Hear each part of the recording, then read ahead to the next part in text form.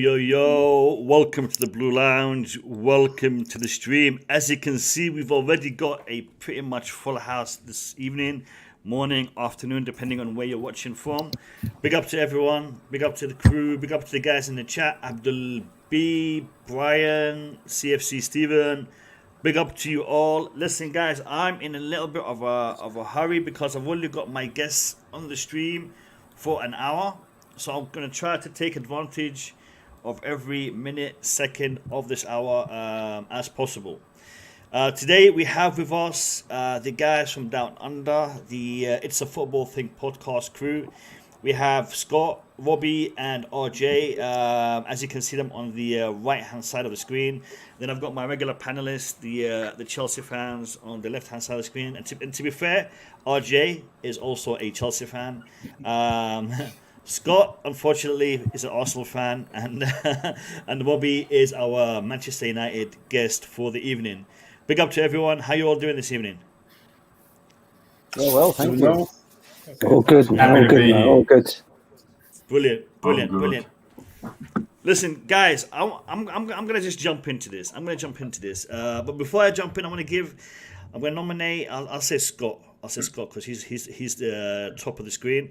I'm going to nominate Scott to give a couple of minutes on the It's a Football Thing podcast. Can you tell us a little bit about your show, your channel, before we actually kick off the debate tonight? Yeah, absolutely. Robbie, myself, and RJ have been running the It's a Football Thing podcast on YouTube ever since the Euros. We started as audio only. We're three long-time mates who just like to chat nonsense about football, wind each other up a little bit, and there's been plenty of that for the seasons that Arsenal and Man United have had. But we try and keep it pretty balanced, pretty fair. We're on the road to 500 subs. I think we're about 50 or 60 away. So definitely love the support that we've had from your community. But we do 2 shows a week. So obviously we bring different perspectives. We have a little bit of an Australian slant on it. But we just have a great time with it. We've got RJ, who's very knowledgeable. Robbie and I are a little bit more maybe hot-headed at times, but it's always good fun. And we know you've popped in a few times, Mo. I make time for you guys every time I see you guys streaming. I'll try to jump on. I'm actually gonna put the link to your channel in the chat, lads. I'm gonna pin it. Give me 1 second. I'll try to pin it on the top of the screen, top of the chat. Where is it? Lads, the comment in the chat as pinned in a couple of seconds. Here it is. This is the link to the channel. Do us a favor, when you got time, just click on that link, go and subscribe to that channel. And show them some love and show them some support. Great content. It's a diverse channel. You know, they try to keep a balanced opinion on what's going on in the Premier League from 3 different clubs, 3 different angles. So it's worth a watch. It's worth a watch. Today I'm going to be putting the pressure on, and specifically onto Robbie. We had Scott here a few weeks back. I think a couple of months now. We had Scott on, and we had a good banter with him. RJ's always welcome here, and he's one of us. But today we're going to be talking to Robbie. Robbie, welcome. It's the first time on the channel. How you doing, my man? Yeah, look, it's a pleasure, and thanks for giving me my debut on the Blue Lounge, or as I like to say, in the Lions Den for today, considering I'm the only United fan. But no, it's a pleasure to be here and talk football with you. Welcome to the channel, mate. Listen, Robbie, Manchester United have had a very, very hard time in the Premier League of late. I think you've only won once in the past 5 fixtures. Yep. You've had one of your icons, one of your legends who was managing the club sacked. Or no, you can say you guys have parted ways with him if you don't want to call him sacked. But he's no longer managing the club. To be fair, a lot of the Chelsea fans were, supporting him and wishing him, the best of luck at Man United, and we didn't want to see him leave. But he left, and it is what it is. Now you've got a game against us on Sunday with a caretaker manager, Carrick. And then you've got possibly the next fixture, if not the next fixture, the one after. You're going to get Ragnick coming in. You got Arsenal. Sorry. Yeah. Kasim. No, I thought you talked about the fixture. I said they got Arsenal after that. Sorry. Yeah. The fixture after that, he may be coming in, or it might be the one after, depending on the agreement, depending on the deal that is struck between him and Manchester United. Now, I want you to tell me a little bit about this new manager. I want you to tell me a little bit about what your expectations from him as a manager for the first, because apparently it's 6 months, and then after that he's going to be taking a different role at United. So what is your expectations of him, and what can you tell us about him? Well, yeah, look, the news is pretty fresh, 24 hours for all United fans. Look, if I'm going to be honest, I don't know his whole life history. Obviously, I know he's been at the Red Bull franchise between Salzburg, went on to Leipzig after that. Apparently, he's this German godfather that everyone's been ramping up in the last 24 hours, which obviously gives me a bit of confidence. But look, just when you're linked to a new player and you don't know much about him, you go looking for him. Obviously, you want to see a bit of a YouTube or interviews, and that's what I've been doing the last 24 hours. Gone on YouTube, watching interviews, just to trying to find out a bit about him, what he's about. And look, from what I've seen, he's saying all the right things, or we've seen him say all the right things. He looks like the biggest thing that gives United fans a bit of faith in this guy maybe is he looks like he's going to implement a system, a certain way of playing football. Considering we've had Ollie for nearly 3 years now, and still week to week, it's a bit of a question mark on how he's going to play, who he's going to play. This guy looks like he's going to come in.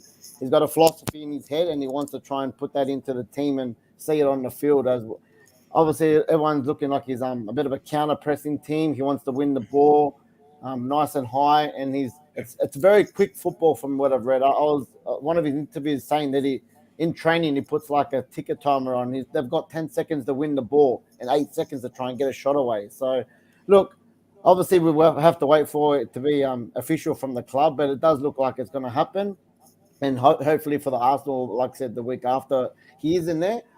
The thing is, I don't know how long it's going to take to implement the system in our team, considering that we're probably one of the worst running and pressing teams in the league. So that'll be an interesting challenge for him. Yeah, no, I mean, the thing is, a lot of the younger than him, German managers, i.e. Klopp, Tuchel, talk highly of him. They respect him. They learn their trade from him.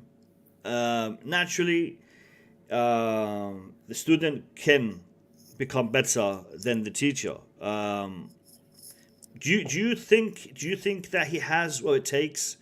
Because I don't think he's managed for, I think, 3 years. I think it's 3 years since.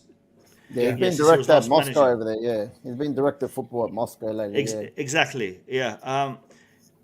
Do you think he's the right choice for Man United at this point?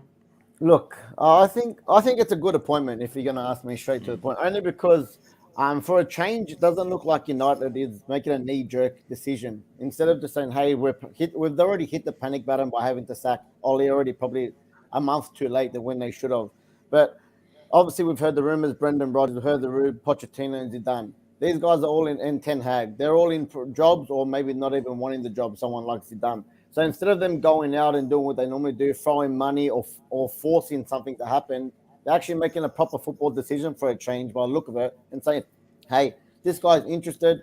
He should hopefully get us through the season," which I keep saying there's plenty left of this season. FA Cup hasn't started yet. We've topped the group and we're into the round of 16, and we're only 13 rounds into the Premier League. So there's plenty of time when you're 6 points off the top four and a lot of cup competitions to excel in. So for me, I'm hoping it's going to be steadying the ship like for these 6 months. And I think the thing that got him over the line is the director of football job. So to move upstairs, which for United is a massive thing, because we're so behind every other club in this department, man. We have no footballing minds upstairs. So for someone like him with his philosophy to come in and move upstairs, And like I said, from what I've read, his scouting is great. His footballing mind is great. For that to filter back down to the system, I think that's going to be the biggest plus from hiring him.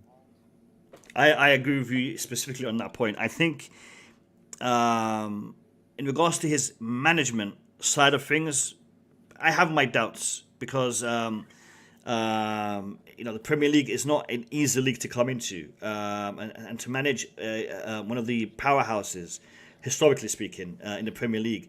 But in regards to the director of football, definitely, he has the mindset, he has the knowledge, the know-how to definitely be able to push United into the right direction, because I think recently they've slipped away from that. So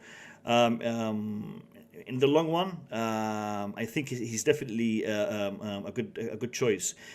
Before I talk about the football match on Sunday, I'm gonna get a neutral perspective on this from Scott, and then I'll take it to the Chelsea boys to talk to you about the match. Scott, give me a neutral perspective, neutral for this week anyway, perspective of this manager signing for Man United. Look, for all of us, as we've all got something in common. None of us here like Man United except Rob. But as fans of other teams, United having any manager bar Oli makes them a more dangerous team. Yeah. They've definitely got a squad. They've got a squad that can match it with anyone. The difference is Oli was not getting the best out of that squad. So I think other teams need to be really cautious about writing Man United off. Like Robbie said, Arsenal were getting relegated 8 rounds ago. Now we're competing for the top 4. So there's a long way to go in the season. So he will come in, and you only have to look to someone like Thomas Tuchel, who came in as someone who had no Premier League experience and worked wonders with Chelsea, who absolutely turned you around into a powerhouse and European champions. So I think people need to be a little bit cautious. I'm hoping he's not there for the Arsenal match. I would much prefer Michael Carrick at the helm. But I think we need to take care because he does play an aggressive pressing game. My curiosity will be how he turns, as Rob said, one of the teams that are not very good at pressing or actively shutting down opponents. How's he going to get guys like Ronaldo at his age doing that? Because we know Ronaldo is good for a clutch goal, but is he good at pressing? And that has to start from the front. So I'm very curious to see what happens. But like you said, sometimes the student mode overtakes the master. And we're seeing that with, just for a bit of cheeky banter, Mikel Arteta overtaking his master Pep, probably the most promising manager in the league. But I'm just going to leave it there. Doesn't always work out that way. Doesn't always work out that way. Yeah, no, fair comment. We'll bring in RJ, and then I'll open the discussion to the entire panel. RJ, welcome to the stream. How are you, my man? Good. First of all, Scott, that's a yellow card. One more of that, mate. You flicked past out. If the Chelsea guys here are going to be too generous to you, I won't be. No more of that cheeky Arteta talk here, mate.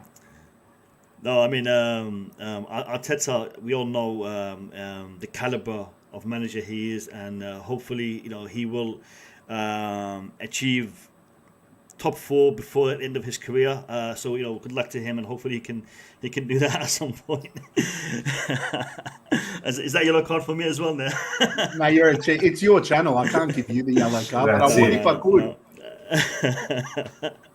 No, RJ, listen. We have some serious injury problems. We do. Hopefully, they're not as bad as we thought a couple of days ago. It looks like Ben Chilwell could be recovering quicker than anticipated. Kante looks like he's on the mend and could be available within a few days. Lukaku is doubtful, but Kovačić, we know about him. But everyone else seems to be available. Man United, are they having a bounce, a manager's bounce? Are they going to be different in the league than we have seen them of late? Are we going to face tough opposition? How do you see this, RJ? Well, Tuchel said it in his comments beforehand that United are still a big club with very top individually talented players, and like any match in the Premier League, you shouldn't take anyone lightly, especially with the calibre of player that they do have. And Robbie knows about the new manager bounce. He's very particular on that because he'll say it's not a new manager, but the reality is he's a caretaker manager at the moment, and they did bounce back against Villarreal. They played quite well. So you've got to take your hat off to them for playing a good game there. With all due respect, Villarreal and Chelsea are chalk and cheese at the moment. We are in a strong position at the moment. We should accept that we've been playing well and have earned the right to be called genuine title contenders so far based on recent trends. Will we see a more formidable United against us? I'd like to think we will see a team that's got a little bit more positive momentum and appreciation for the occasion.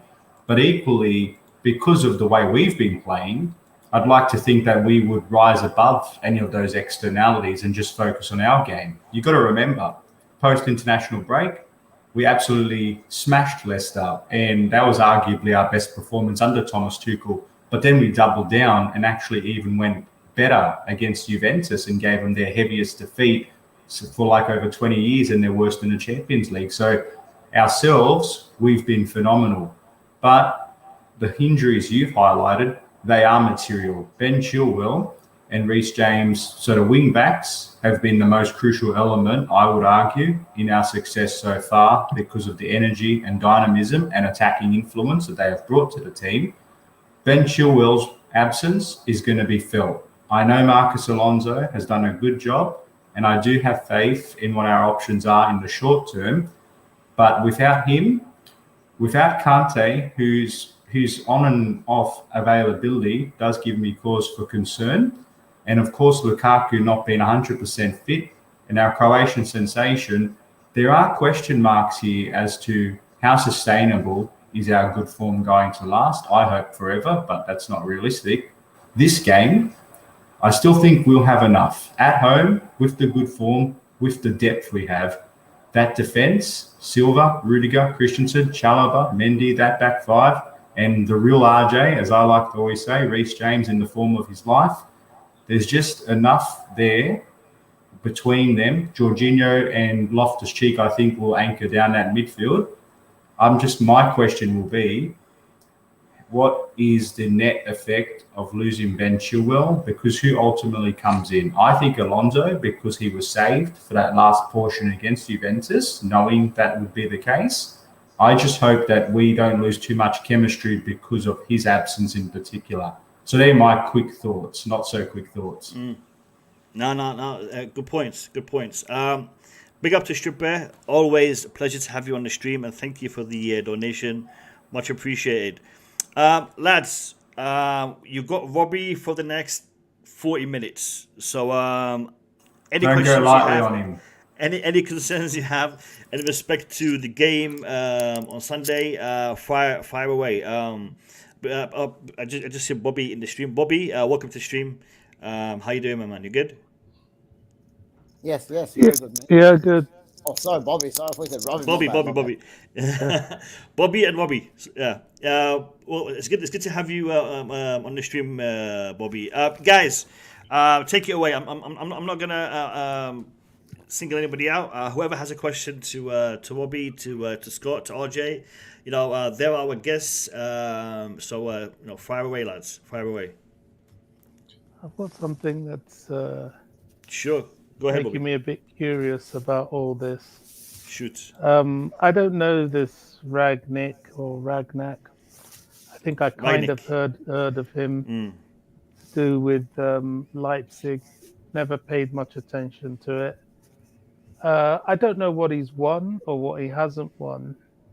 He hasn't won a major trophy, Bobby. He hasn't won a major top league, Premier League, a Bundesliga. He's won promotion from Bundesliga 2. Yeah. He's won promotions. He's won cups. But he was one of the pioneers in regards to press and play, in regards to zonal marking, in regards to other aspects of coaching that I'm not too clued up on. But Tuchel spoken highly of him, Klopp spoken highly of him. Others have spoken highly of him. But again, like I pointed out, he hasn't managed for a few years now. But he's not really coming in for his management per se, but he's coming in for his footballing mentality, and he will be possibly director of football at Man United for the foreseeable future, or at least at the end of the season.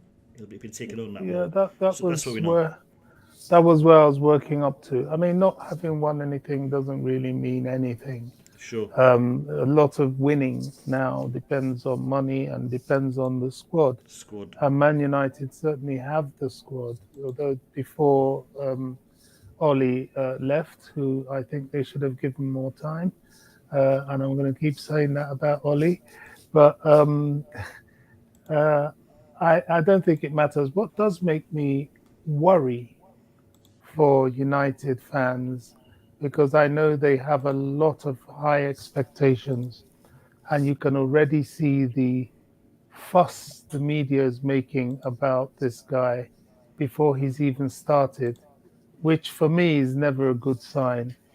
And then you're bringing in someone who you don't intend to be your manager, and you're looking to have him become a director to start advising whoever you want to bring in as your manager. That really doesn't make too much sense to me, but it is what it is. I wouldn't get too carried away. The taste of the pudding's always in the eating, and the Premier League is a tough nut to crack. It's a tough place. But, I don't think they can go much wrong after what they had before. I think you found with Oli, he got out of his depth after a while, and persisting with it, it was like a diminishing return. In a way, the same with Lampard. Lampard got to a point where it was a diminishing return. And that's not because they stopped being legends at their clubs. It's just they need to go and develop more, and, learn their trade more. That's all there is to it. So we wait and see what this guy can do. But as Chelsea fans, we shouldn't get too caught up or too fussed with all the noise, because at the moment it is just that noise. Yeah, no, well said. I agree with nearly everything you said. It was pretty fair, everything you said, man. So yeah, that was good. So I'm a little confused. So if the guy is not coming to be the next coach, so Michael Carrick stay coach, and the guy is just a sporting director. Is that what is going on now? No, he'll be interim manager for the remainder of the season, and then from next season on, he should be moving upstairs for a director of football role. And then I think their plan is that who they want is not available right now, so they're kind of hitting two birds with one stone. They're getting this guy to steady the ship for the rest of the remainder of the season, someone to move upstairs for a director of football, and then I'm hoping, a Pochettino, maybe a Ten Hag could be over the line next year, start fresh there. And this is what Rangnick does, guys. I mean, in his career, he's had a bit of a theme that they call him the German godfather of mentoring and supporting and advising. So I think their hope is that he just comes in. We know he's going to do better than Oli did. It's a given. He can't possibly do worse. I think he'll come in and steady the ship for them. But you never know. If they go on a momentous run, kind of like the Tuchel run at Chelsea, if they go on some kind of crazy run, win a Champions League, or, get back into this title race, I wouldn't completely write out him taking the manager job if he wanted it. But it just seems like that's not something he wants. And I think Robbie's spot on that they would have someone in mind that it's either too expensive to get now or the time's not right. So I think at the end of the season, they'll make ways and they'll go for someone big. I wouldn't be shocked to see Poch. I think that's part of the problem, man. Sorry, Bobby. I just want to clarify one point. we actually tried to sign this guy last season when we were looking to replace Lampard. He didn't want to come to Chelsea because he wanted a longer contract. He wanted to have something more established, as in start a season rather than come in midway through a season. Yeah. Now, the fact that he's doing it now with Man United, and it seems like he was persuaded to do it because of the director role that has been promised to him at the end of the season. It shows me that he's not really interested in management, but rather in the more senior roles, which is what he's doing right now at Moscow. So, Lokomotiv Moscow. So coming to Man United for that role in particular, but he will manage the team as as an interim manager until then. That says to me he's not really, set on management. I don't know. I see it differently. I think maybe after Klopp and then Tuchel, he think his way of playing football is succeeding in EPL. So maybe if I took Manchester United with all their potential and money, I'll be able to win the league also. Maybe that's the only reason why he decided to take it now. I have a number of criticisms of this. And, as I said, we'll never know until it happens. But it all seems odd. And I'm never comfortable with trying to be somebody else. People always talk about, oh, Klopp did this, oh, Chelsea did this. You'll never be Chelsea. You'll never be Tuchel. You never will. So trying to imitate another person or another situation, I always feel ends up badly. I don't understand a situation where, I'm coming in as a coach and then I'll be kicked upstairs. Too many people are being kicked upstairs in Man United. That's part of the problem. You got Fergie up there, that shadow looming over everybody, which is extremely intimidating. Bobby, is he still around? Bobby Charlton. There's just too many people that have too much say or too much potential to say at Man United. As a Chelsea fan, long may it continue. But if I was a Man United fan, I'll be very cautious.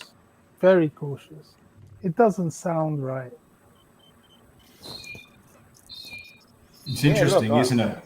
Yeah. No, Robbie, I was just gonna add quickly onto that because it's not a usual arrangement to go, interim manager with the prospect or the promise of transitioning to that higher office role. I suppose the elephant in the room is we all suspect that he will steady the ship and he will improve the situation.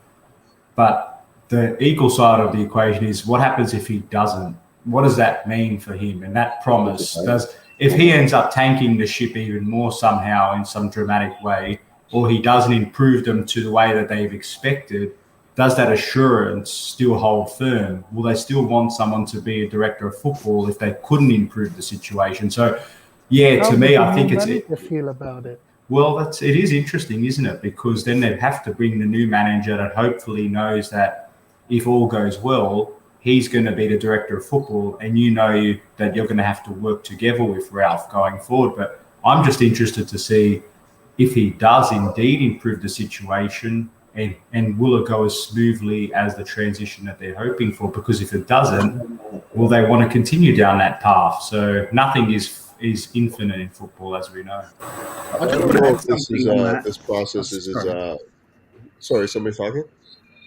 No, you go. Go ahead, Coach. Go ahead, Coach. No, I don't know if that this process is as as treacherous as we're making it out to sound. Like I think that ultimately what's going to happen is he's going to take this next 6 months to assess what he has at the squad and then hire a manager that can come in and get him to play the way that he wants him to play.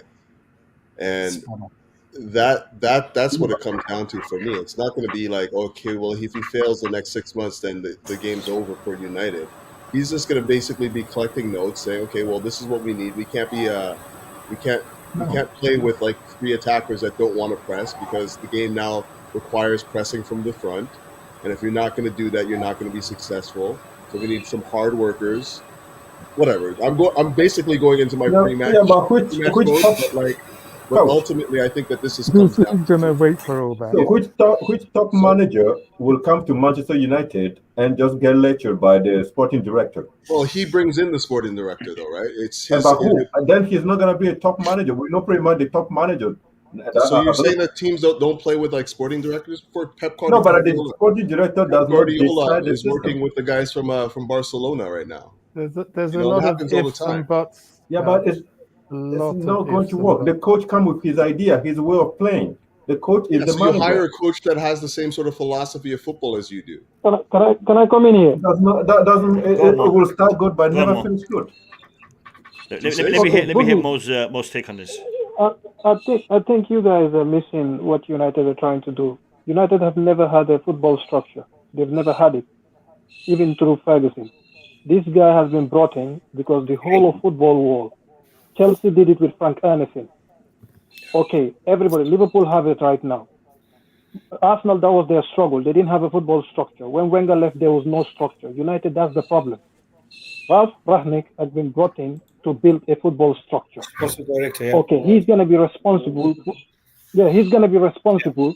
After the 6-month assessment, he's going to be responsible for choosing the manager. Yeah. And also, United, they need to build a new football academy next to their stadium and everything, like a football city. His job is to build all of that. It's not only about this and that. It's to change the whole structure because they've never had it. All the other clubs have left them behind. They only have money. So this guy's project is not in the next 6 months. It's like in the next 5-6 years or whatever. So for me, it's not about the next 6 months. That's why they're going to give him in charge of running the football. And he's going to be responsible for choosing the next manager, like Jose Campo did at Monaco, like the other guy at Sevilla. So like Barcelona, Bijeristan at Manchester City, choose Pep Guardiola and what's his name, the Pellegrini before them.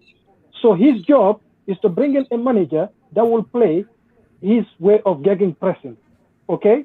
So that's the thing. His job is to bring, like what he did at Leipzig, what he did at other clubs, bringing his own people to run the whole structure, to create a structure for United. They don't have a structure. They can buy any player they want. They don't have a structure. If you live in Manchester, it's crazy how City has built a full football city. And Manchester United have more space to build even bigger one. But they don't do it. They make it a car park where fans pay every game to they earn money out of it. So this guy is here to change that. Can I just add nothing to do with MDT as well? You can't judge him in the next 6 months. This is about the next 5 years to build a structure that will take United to bring them back to the 21st century like every other club. It's not the 80s anymore. It's not the 90s. Football has moved on. So that's what they want to catch up on. And they have the money. So whether it's going to work, we'll find out. But it's here to build a structure. I'm going to listen to Kasim and then I'll move back to Robbie to get him to respond to what he's heard so far. Go ahead, Kasim. Yeah, I think MDT absolutely spot on. That's what people are actually missing the point. He's not coming as a manager, ultimately. He's coming as a sporting director. Because obviously, I think last year they employed Fletcher. And he's one of Ollie's mate. And obviously, he hasn't got a clue about sporting director. So ultimately, Manchester United, that's why they're missing, the structure. And he's going to come in, steady the ship as a manager. But ultimately, the big picture is a sporting director. And he's going to get the manager, coach, whatever it is. And they start that structure, like MDD said. That's why he's going to... He's not going to get sacked. So he's coming for a role. No, not as a manager. He's coming as a sporting director, ultimately. And possibly he will pick the next manager. Possibly. Yeah, that's his job, Yeah, I think he'll definitely have he'll definitely have a big say in that's exactly what he was saying. He's coming in to build a structure. Exactly what everyone I've said earlier as well. We're so far behind everyone else. We're still living in the Fergie days. How we just think that money's going to get us over the line, and we've seen it. We've got the squad on paper, and it's just there's no structure, there's no direction. So. That's the putting on the top for this guy. He's going to come in, like I said, he's available as well, because that's another issue we didn't have. No one's available to come and get at the moment. So we had the second manager on the spot, and then who's going to take the control of the team for the rest of it? So again, two birds with one stone. He's coming in. He has a philosophy and a structure. And we're gonna, like I said, he's gonna move upstairs to implement that throughout the system. So yeah, we've never had that. We've had Ed Woodward, who is a banker and doesn't know nothing about football. If he's a franchise, as long as he sells shirts and makes money for the Glazers, that's his job, and it's job well done. And as long as he gets Manchester United Champions League money in top four, that's all they want out of them. So we need someone who's going to come in with a winning mentality and try and get us back up to scratch. I'm gonna interrupt you for a second, Robbie. Robbie, one thing. I mean, me as a Chelsea fan, looking at Manchester United of the last few years, you guys don't have the fire in your belly. You don't have the ambition that you used to have. Manchester United in the past, they were famous for having that desire, that drive, that passion, and that's why they became one of the best teams in the country. But recently, in the you world. guys. Well, yeah. I mean, best team in England is normally the best team in the world anyway. So, the point I'm trying to make is, could this guy actually start you guys on that path to regain the fire in your belly? Do you think he's the man for that, or are you guys just throwing stones and seeing what hits? He's got to be better than what we have, because we've never had it. It's just like, he's coming in, and we all know how much stick Ollie's got in the last 3 years. So him coming in as a manager should already be better than Ollie. So that's a step up. And we've never had anyone as like a football director. So that's a step up again. So no matter however well he does, at the moment, he's already better than what we've got, because we've never really had it.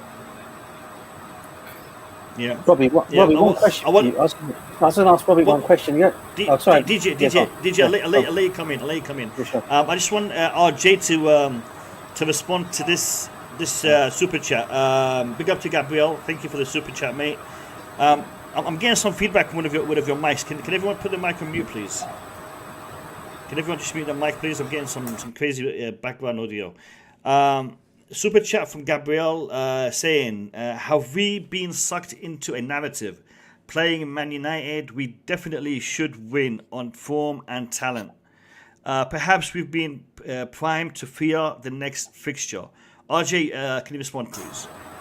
Yeah, it's a fair comment. And like I said to Scott and Rob the other day, just on face value, and as I mentioned earlier in the panel, we have been in very, very strong form, and we as Chelsea fans should really be embracing that and not getting carried away because it's only match week 12. We're into the 13th round now.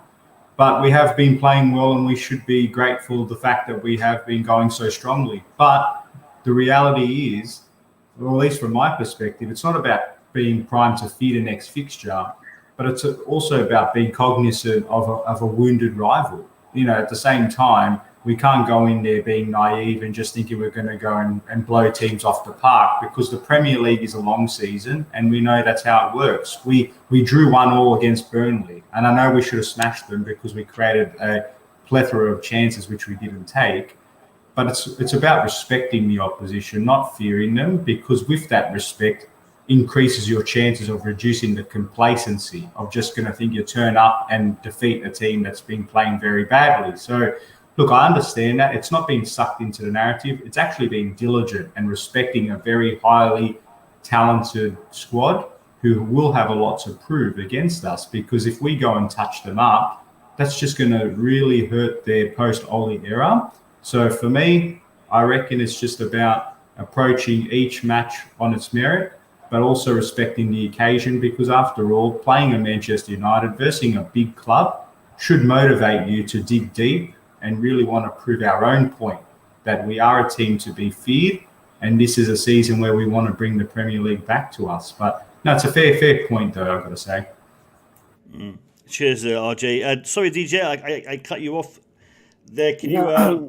Yeah, I was just going to say to Robbie, in fact, I mean, the only thing I'll say about Rangnick is I've heard a lot of it, and from what I'm hearing from a lot of other things, that he's very controversial, and if things don't go his way, he will even if he takes up a role as director, he will go around smashing heads up there. I mean, is that something you guys may worry about as United fans, that he could do that and he could end very quickly? Again, look, I don't know his personality yet. As of yet, because like I said, it's pretty new to me as well. But I'll be very surprised if United have hired someone who is that, as you're saying, considering that they backed off Conte for that same reason. So, look, I guess we'll find out. But, United are not normally like people that like to hire a lot of controversy, and that's I think a big reason why we didn't go in for Conte, because it's very outspoken and very raw. So we can only see what happens. I don't know. I guess if it's going all good, it's going to be nice. I guess if it's going south, then we'll find out who he really is.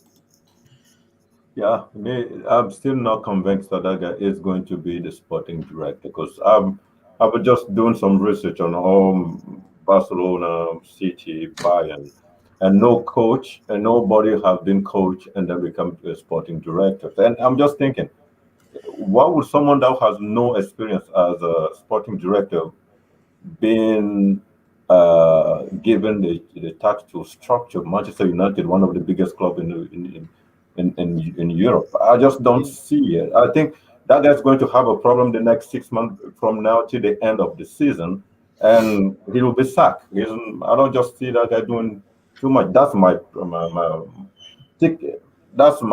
personal view, anyways. I just don't think this guy is going to. He didn't have. I think he's the current director of football at Moscow now. I thought you said that he didn't have any experience. Yeah. Sorry, one second, guys. Gabriel, I don't understand this the super chat. What are you talking about? I think it might be. I think he might have been in his previous super chat. We talked about the actual short-term narrative that's been building. Yep. So rather than actual Man United's form, that's what I think he might have been referring to. Okay. And I understand that perspective about, are we getting sucked into that whole new manager bounce? Could that be something where we're distracted by that? Because ultimately we've been going so good, that's what I'm guessing Gabriel's coming from, that are we being forced into just worrying or hyping up what their manager could be, that we're not focusing on ourselves, which, again, 4-0 against Juventus, 3-0 against Leicester should have been 6 or 7. Maybe he's just trying to say we should be staying in our lane and let them sort themselves out. And I get that perspective. If that's what he meant, I don't know. That's just a guess. Gabriel, if that was what you meant, let us know in the chat. If it's something else, let us know in the chat.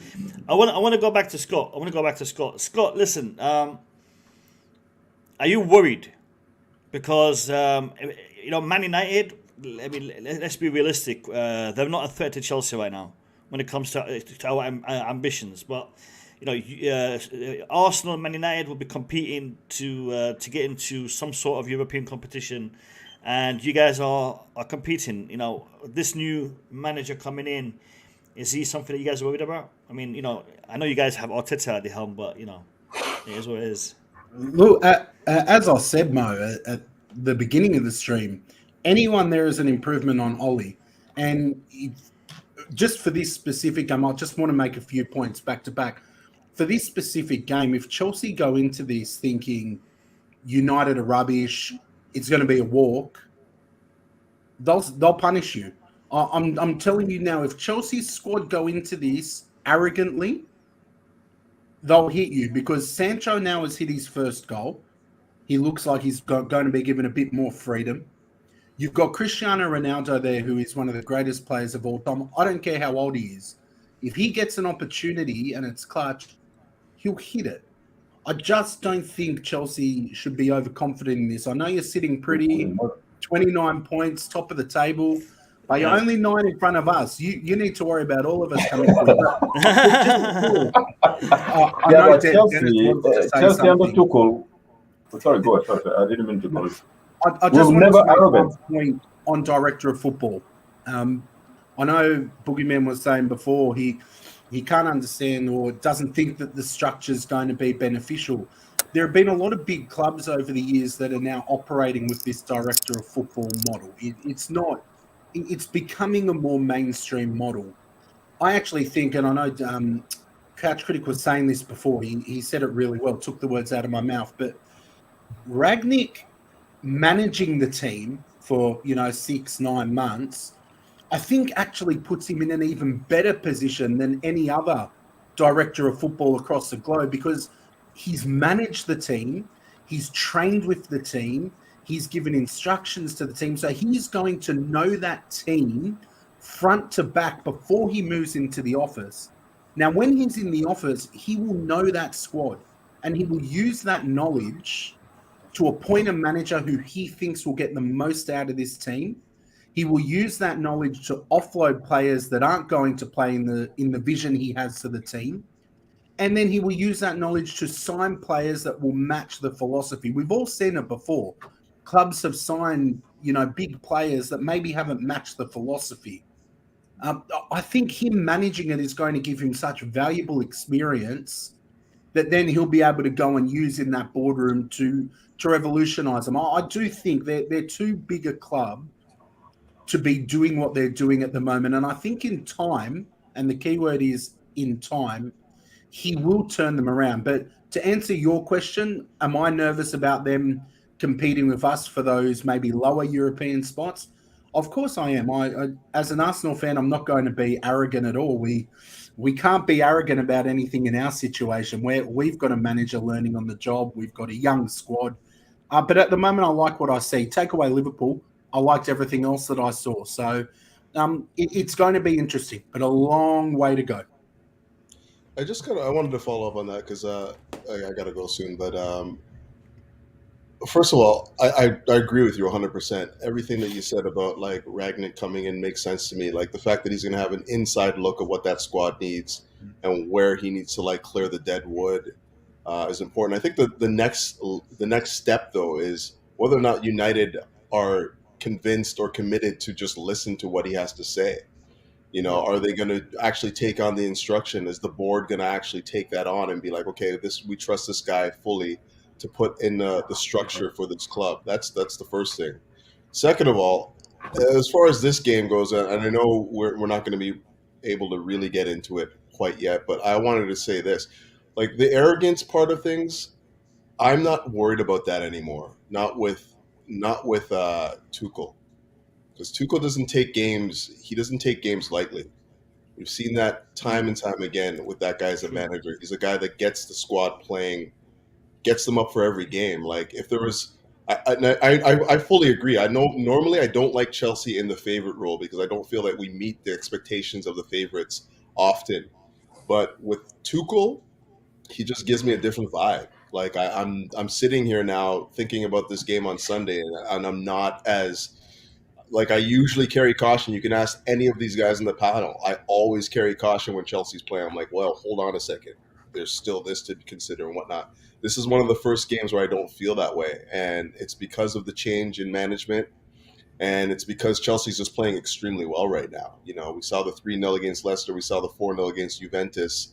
And we still don't even have a full squad yet. So all of these things are allowing me to believe that Tuchel has the ear of all the players in that dressing room, and they're all taking it on. Like anyone that comes into the squad knows what their assignment is, and they're executing it extremely high. So, again, I'm not as much as I agree with the sentiment that we have to be cautious and not take not take any opponent lightly.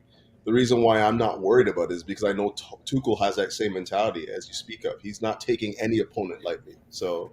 If he's the guy, he's the figurehead of the club, and he's the guy that like we're assuming instruction from, then we have nothing to worry about because he's not going to let the guys take this game lightly. So you've also got the best striker in the league, RJ at the back. Reece James is the most informed striker in the Premier League, so I'm sure he'll bang some in. Can I just add something to this? Go ahead, Kasim. Couch. I'm not worried whatsoever. I think Man United is absolutely awful and bad. The team is team full of individuals. That's all it is. And I think Ronaldo coming back is just hindering the youngest, the like of Rashford, Greenwood, because he just wanted the ball to his feet to score. If the team full of individual, I think Chelsea 2-3-0 to me. It's no style of play. It's just team full of individuals to me. And midfield is awful. Maguire is out. Varane is out. I heard Luke Shaw is out. And Bruno Fernandes, correct me if I'm wrong, Robbie, is just suppressed without any instruction. He doesn't listen to anyone. It's just absolutely awful. It's team full of individual. And when you believe a team like Chelsea in form, well-drilled, top-class manager, top class player in each area, it's a long day for Man United for me. Yes, listen, I understand being be shy to be for the game coming and be accept the fact that we will win that game, but saying United is awful, I think that would be dangerous now. So you make me a little worried that if any Chelsea player think United is dangerous with Bruno Fernandes and Ronaldo, because Bruno Fernandes and Ronaldo think they're mistaken. Seriously, I know we are a team. They're not a team. They're not as oil as they should be. But those individuality can create a lot of problem if we don't pay attention. We have to play our game. The player have to listen to Tuchel instruction and everything. But just saying United is awful, that's dangerous, man. Like that is actually dangerous. Boogeyman, you're spot on. You're spot on. I'm going to say a couple of things before I let Robbie respond. We've already had 35 likes on the stream, and we've had a ton of people watching. Yeah. So I don't know what you guys have been doing. I know you're probably listening hard and trying to focus on the stream, and you've forgotten to click on that like button. But just go ahead and click on that like button.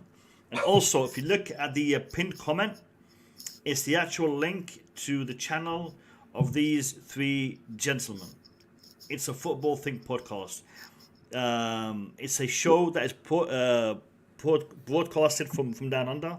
I'd recommend you guys clicking on that link and going and subscribing to their channel. You will not regret it, promise you.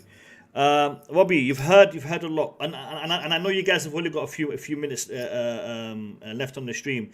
So I'm going to hear from Robbie, then I'll hear from Scott, and I'll hear from RJ, and I'll let you guys go and do what you guys got to do, and then we'll continue the actual debate. But I want to hear your point of view on this talk that you've heard so far from Kasim in respect to your team. Is full of great players, but they're all individually talented rather than playing as a strong unit, as a strong team.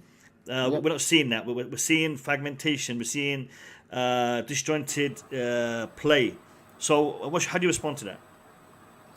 Again, I agree. And it pains me to say that nearly all the points you guys are bringing up are right. And look, that's why our form has been how it's been, because in the last 6 weeks, or nearly you can say the whole season, even when we have got those wins, have been a lot of lucky moments, or there's been a lot of last minute wins, or VAR decisions that have gone in our way. And that's why I think they've had to pull the trigger now, because Oli has reached that ceiling.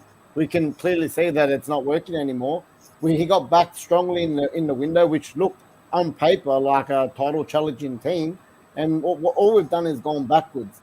Look, a lot of people say with the Ronaldo signing, that was just a straight knee-jerk signing. As soon as there was a link with City, there was no way anyone on that board was going to let that happen. Can you imagine Ronaldo going to your cross-city rivals and he wins the Premier League? That was just a protection for them. It's more of even a market. It was a marketing stunt. And commercial as well. Commercial. It's money, isn't it? It's putting bums on seats and selling shirts. That's what Woodward is excels in. That's his job, and he gets it done well. I wish just we had the same feelings on the pitch as what he does off the pitch now. But look, just my quick thoughts on the game. Honestly, if I'm going to be real, I don't know why Chelsea's even panicking, and I don't think it's like you guys are flying high, but you just got to look at it. We're on different ends of the Richter scale right now. You guys are flying high, and like I said, you don't have to. You guys are so a unit at the moment. You're not conceding goals. You're playing a certain way. All the ins and outs. Everyone knows their job. We've got a lot of ins and outs in this in this game as well. There's Pogba out. We've got Fred's a doubt. That's an upgrade, mate. What are you talking about? No, but look, it's just from not only have we just sacked the manager within a week. A lot of people think we're going to have this different system. Carrick was his right-hand man, so everything's not going to change, especially within a week. We've only just had another midweek game in the Champions League, so you can't just change in 3 days the whole system. The only thing I would say maybe would change, if Oli was in charge this week, I'd say he'd play a 5 at the back. I do think Carrick will go with a 4-2-3-1. again, we've got so many players that are in and out. I think the two main changes from midweek, I do think that Bruno and Martial started, and we're on the bench, and Donny van der Beek played in the 10. Martial started on the left. I think Rashford will come in on the left, and I do think Bruno will start in at 10. Like I said, we've seen a little bit in the last 2 games of Jadon Sancho. The Watford game, he was probably our only spark of light. Again, a lot of people saying a flop. Number one, he's come from a different league. Number two, he barely got any time at the start of the season. He was making a 5-10 minute cameo off the bench, and most of those games was coming to a losing game. So, you can't just wave a wand and expect the kid to pull something out of the bag, considering the form we've been in. So, look, give him a run of games on the right-hand side. Most of those games he was playing at the start of the season was on the left as well, which was crazy because we've been trying to chase a right winger for the past 2 years. We finally got one. He had his probably best match of in the midweek in the Champions League, so he's definitely going to start off the right. Ronaldo's always going to be up top. Again, I do think he will go with the 2 same sitters if Fred is fit, with McTominay and Fred as the 2 sixers. Again, I don't agree with that, but I think it's just you can't change too much for a big game like this. They've got to have some chemistry. You all got Maguire suspended for this, so we're going to have another makeshift centre-back partnership with Varane out as well. And look, sure, he's also with a concussion doubt. So, look, the only like-for-like swap is Alex Telles. So that's another player that barely plays. So all over the place. Pogba's out as well. We're all over the place at the moment. For me, it's going to be damage control this game. I think we're going to sit really deep. I think Chelsea's going to have all the possession. And we're going to try and hitches on the break with our pace up top. And look, sometimes all we need is one chance. And when you got the likes of your Rashfords with a good record against Chelsea and Ronaldo, who's a clutch player, we might have one chance in the whole game. But look, if you're looking at it as how we've seen it over the overall season, Chelsea should kill us in this game. Watford put 4 past us. Liverpool put 5 past us. Leicester put 4 past us. We're leaking goals like a sieve. And you guys are not getting penetrated at all. So for me, I think this is going to be a pretty straightforward. It's going to be damage control for us. And I'm predicting a 2, possibly 3-0 to the Blues. Yeah, thanks for saying that. Wow. Big up. Robbie, one question. Hold on, guys. These guys have only got a few minutes. They got to go to work. They got families. They got all kinds of engagements.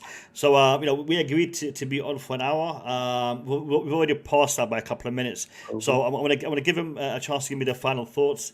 And then we will continue talking about the game together. I'll let RJ go last. Scott, what's your final thoughts on the game, the stream? Final thoughts, mate. Mate, the stream, it's always good fun at the Blue Lounge. It's always a pleasure. To be. You've got active, bouncing live chat, awesome panelists.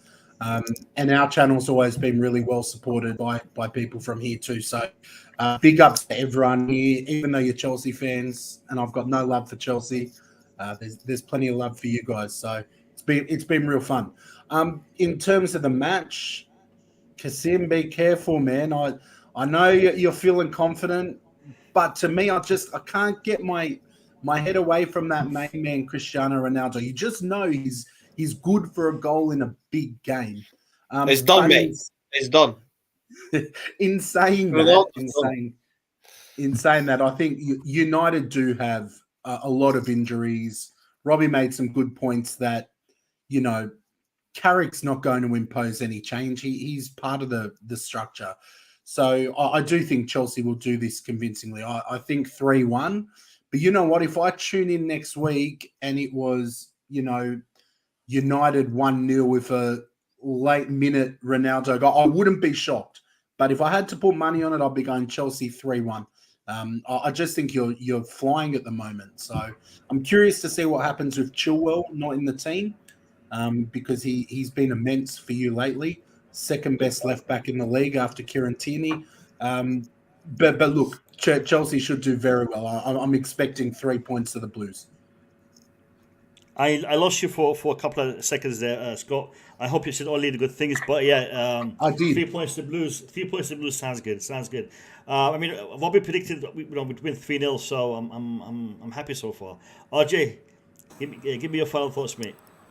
Yeah, Rob made some good points, Scott backed them up, but the reality is that's the one way. That's the one side of looking at things. United have been hit by injuries. We've been hit by some injuries. Our squad depth's playing better at the moment. Clearly, we're in a much better position. We should win on the head. The head part of it means we should win and win convincingly. But equally, with Boogeyman too, it's one of those things where a team can be. You could win your last 50 games in a row. It's not a reliable indicator of what you're going to do the next game, because past performance doesn't dictate future performance. It's like the shares. Like, you just can't do that. And especially against United, who are a wounded rival. Yes, they've been awful. They have been, truly. And they are in an injury crisis at the moment. We're playing super well, so there should only be one outcome. But we've also got to remember that appreciate the game for what it is on the individual moment. Like Scott said, Ronaldo is good for a goal in a clutch moment. Rashford's been good for us against us as well.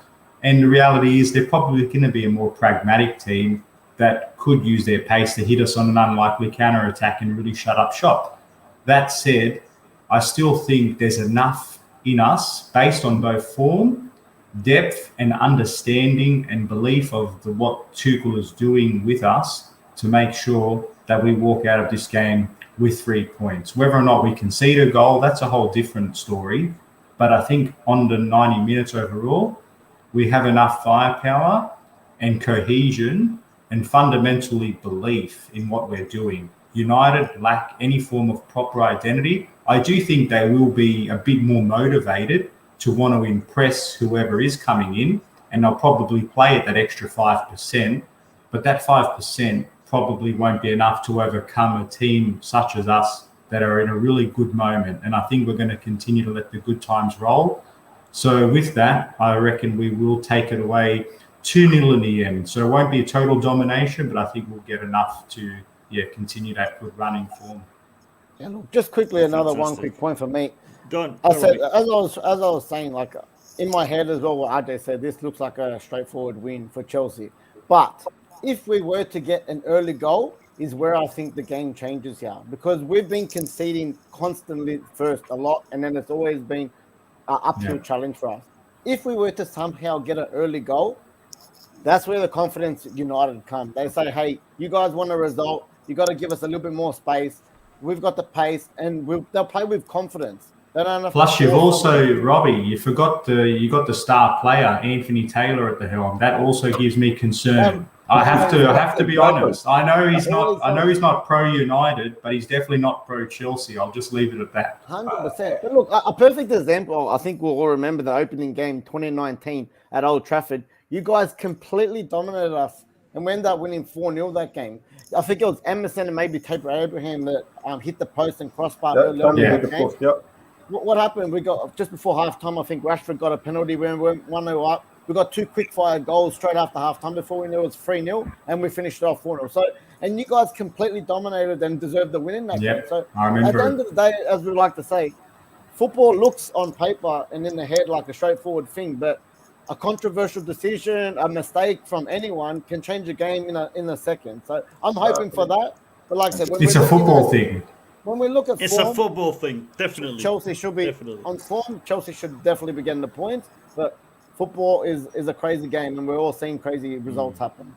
Can I just say something to Rob to comment a little bit? Sorry, I'd like Bob to comment. Rob, sorry, to comment a little bit about Anthony Taylor. Like, what do you think about it? They have to go, man. They have to go. I just want to say something to Rob. Hold on. Guys, are you good for 5 minutes? I mean, I don't know what your schedules are like. 2 more minutes. I gotta go in 2 minutes. Yeah, just tell me something about Anthony Taylor. How do you feel about him? He's a referee, man. And like I said, if you're gonna go like thing, he's smashed me 100 times on this. That we always get the calls over you guys. Look, let me just say, we've definitely got some calls. Robbie, the most dangerous player on your team is not Ronaldo. It's Anthony Taylor. You know that, yeah? You know that. I told you, I think it's more he's against Chelsea than for us. Let's just go back. Let's not forget that Tammy Abraham handball in the box that we let go with that team. It was Hudson-Odoi. Sorry, it's Hudson-Odoi. I don't know how you get. Let's even up the scores a little bit there, boys. All right, it doesn't always give us everything. That was a clip that day, and it didn't go for us. But look, again, if Chelsea are smart enough, they're not going to let the referee take control of this game. They'll control it themselves. Yeah, can I just say something to Rob? Rob, I'm off to Manchester tomorrow. My son playing again against Manchester United. My son playing for Hull City, so I'm going 7 o'clock in the morning to watch my son.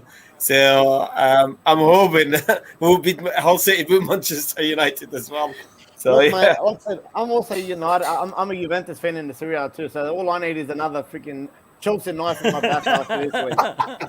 We'll give it to him. Let's give it to him. We will. We'll do our best.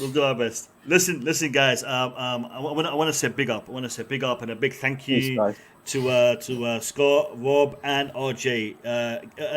What time is it over there, by the way? What time in the morning is it? Just after 9. Yeah. 9:10. So these guys had to wake up about 7:30 just to be on the stream for you guys. So is it Saturday or Friday? Yeah, where are they? Are they from Australia? I thought they were from UK. No, Australia. Canada, my man. Is it Saturday morning or Friday morning? Saturday. Yeah. Big up I'm going to look forward to it. Monday, Chelsea United is 3:30 Monday morning here, so it's the worst time. Okay. The best time. Lads, thank you very much appreciated. We'll definitely see you guys again. We will definitely see you guys again in the near future. Lads, we're going to be taking a short break. We're going to take a short break. I'll be right back. Thanks. Take it easy. Ciao. Don't need a striker because we just scored goals against Norwich and against one. We don't need it. Because Lukaku ballon over. I mean, he has a clear chance. He has a clear chance. No, let me finish this. So those kind of stats piss me off when they come, when they bring them up. It's just like, that's a jinx, man. Why do you have to talk about this now? But keeping them injuries down. I know people have gone on about if we lose Lukaku, it could be a bit of a situation. I hope to God it doesn't happen that way, but I just don't know. The goal could be Kepa because he made the save. People would say Kovačić, he was okay. I mean, he done what Kovačić does, but fancy as well about they've never gotten relegated. What do you think about that? Is that something you like? Do you know what? Oh yeah, Diego, like he was consistently performing for us season. I think you're missing the point, man. I think you're missing the point. He's gonna play as a 9. Kai is the second. We only have two main 9 in the team. Michael, Callum Hudson-Odoi, Mount, and Havertz if they're playing behind the tackle. So the tackle's got to find the way. If you have an agreement, that means there's a pre-contract or something that would like we agree on this one. They just went to announce it. Let's just but that little touch, but listen, the little touch that he gets are more vital to this particular style. Anyway, sorry guys, I was losing connection. All right, we're back. Guys, we had to take a short break. Now we are back. We got back to discuss purely the game on Sunday. It was great to have the guys on the stream from the It's a Football Think podcast. Great bunch of lads, very, very educated and intellectual when it comes to footballing matters. So it's always good to have them on, good to debate them, good to discuss football with them. Hopefully we'll see them in the very near future. Guys, is Chelsea too confident? Because it seems like Man United are pushing the narrative of underdogs here. How do you guys see this? What do you guys think about this underdog narrative? We'll start with DJ. Well, look, I'll say, look, we should win this game, Mo. For me, I mean, looking at the form table, where we are, where they are, we should win this game. But when Kasim said earlier on Ronaldo was finished, I know he was joking, but listen, Ronaldo always scores against Chelsea. Yeah, let's not forget about this. The guy, every time he's played us, he seems to always get a goal against us. I'm not going to underestimate him on this occasion. As I said, for us on paper, we should win this game. I'm confident we'll do it. But they will make it tough. They will make it tough, regardless of the situation. They're not going to want to be smashed again. They're being smashed by Liverpool, been smashed by City, they've been smashed by Watford. The last thing they probably want to do is getting from us as well. Now, we saw with Ronaldo in the week, I don't know if you guys ever saw the game against Villarreal, when the guy needs to step up for United, he stepped up for them, and he was the one that actually made them get that win against Villarreal. This is why I say you can never underestimate United. But generally for me, this whole underdogs thing, look, for me in this situation, I would say no. I would say, yeah, United would be underdogs in this situation because of the form table and where they are now, where we are. We're top. We're playing excellent football. We have a great manager. We should go out and win this. Historically speaking, United have been a boogie team for us. Yes, I agree, bro. They have been. And that's because I think that's the last, what is it? I think the last time we smashed them was 4-0, wasn't it? I think that was when, was it under Jose or was it I'm not sure. I think Arsenal is a boogie team for us. You think? Arsenal? United. Yeah, Arsenal, yeah. Arsenal, yeah, they seem to always up their game, don't they? Last few years, yeah. Well. I think United is straightforward. I don't know. I mean, to be fair, there isn't many boogie teams when it comes to Tuchel. To be fair, yeah, but I was going to say that. Listen, Gabriel, I will open the stream once we do the lineup. I will open the stream because I'm actually going to do the lineup today, and then we will do a different kind of stream tomorrow. So we are going to go ahead and do a lineup today. So once we do that, I'll open the stream. And guys, we are back to the different types of streams. Because remember before, we start stream early, we finish early. It's going to be closer to late night streaming again. We're going to start at 9. The schedule has changed. No more 7 o'clock, 8 o'clock. We'll be streaming from 9 p.m. And we'll go up to and close to 12 a.m. We might go a little bit past it, we might go a little bit before it, but we'll do a couple of hours, 3-hour stream. So we'll get more done in our streams than we have been over the past couple of weeks. Gabriel and Strip Bear, guys, just relax, chill out. I mean, I saw the comments. I was just trying to keep my mind with the guests, so just relax. You know, I love both of you. You're both valued members of the channel. You both have done a great deal when it comes to supporting the channel. I mean, Gabrielle, you may not know this, but Strip Bear, she does a lot of work for the channel behind the scenes. She has helped me out on many occasions behind the scenes. So big up to Strip Bear. I know sometimes she could say a few things that get you annoyed and angry, but she means well. And you, Gabrielle, you know, you've been a good contributor to the channel as well, so you're both very much valued on the Blue Lounge. Just relax in the chat, please. Relax in the chat. All right. In regards to this manager, because we discussed it with the boys, but I want to hear your thoughts. What do you guys think this manager is going to do for Man United? Really? Nothing. My point is this. So the guy is coming in. He's going to manage the club for 6 months, become a sporting director, and going to hire a coach, and going to tell the coach how to manage the team. When Manchester United does not succeed, who's getting fired, the sporting director or the coach? So my point, it just will not work. I mean, that's my personal view. It's not going to work. I'm pretty sure that guy will come in, manage for 6 months, which we will never have a time between 2 games to implement anything. He has Ronaldo, he has lazy players. Well, Ronaldo going to be sitting on the bench most of the time. He's probably going to give a chance to younger players. We'll see what happens. But at the end of the day, he's not going to change much. At the end of this season, it's going to be like, okay, what do we do with this guy? He will get fired, and they will hire someone like that. I like that. Bloody hell, Boogie, man. Give the guy a chance, man. It's just, he didn't even been appointed yet. Give the guy a chance, bro. Oh, I thought Moses to hold on a little. Okay. No. So I just think he's going to, at the end, they're just going to be the PSG coach, Pochettino back. And I said, that guy is not going to stay at Manchester United. Because I just don't see him be there and hire a coach and tell the coach how to play or what the system is going to be. And who, if it doesn't work, who do you fire? The sporting director or the manager or both? It doesn't work. I don't think so. So that's my personal view. That's interesting points. As I said earlier on, when I spoke earlier on, from what I've read, from what I've heard about Ralf Rangnick, he's a very controversial character. If things don't go as he wants, he will not be happy. He will kick up a fuss. Now, this is why I was a bit when I was saying about earlier on about United taking on a guy of this a guy with this situation. I was thinking, wow.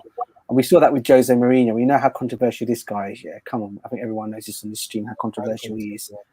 But Ralf Rangnick, this guy, what I heard, if he will bang heads together if things don't go as he wants. But the only thing United have got against the one thing I'll say about United is one thing on this whole situation. Should he stay on as an advisor role, from what I understand, is the 2 years he's going to be getting after this 6 months, he is known for bringing, and he is known for the younger players. Younger players do like to come to football because of him, because he has the gift of the gab in terms of bringing them over. That could be a situation down the line if he does stay on at United, and the targets that players that we want to target or anyone else, if he wants to get in there and say something, he could possibly bring them in. That's what I understand. That's what he did with the player who went on loan there. One of our players is on loan there. He's out. He's come back from injury now. Who's the guy? The youngster's gone on loan there. I'm forgetting his name now. Oh, Andrew. Yeah, Tino Andrew.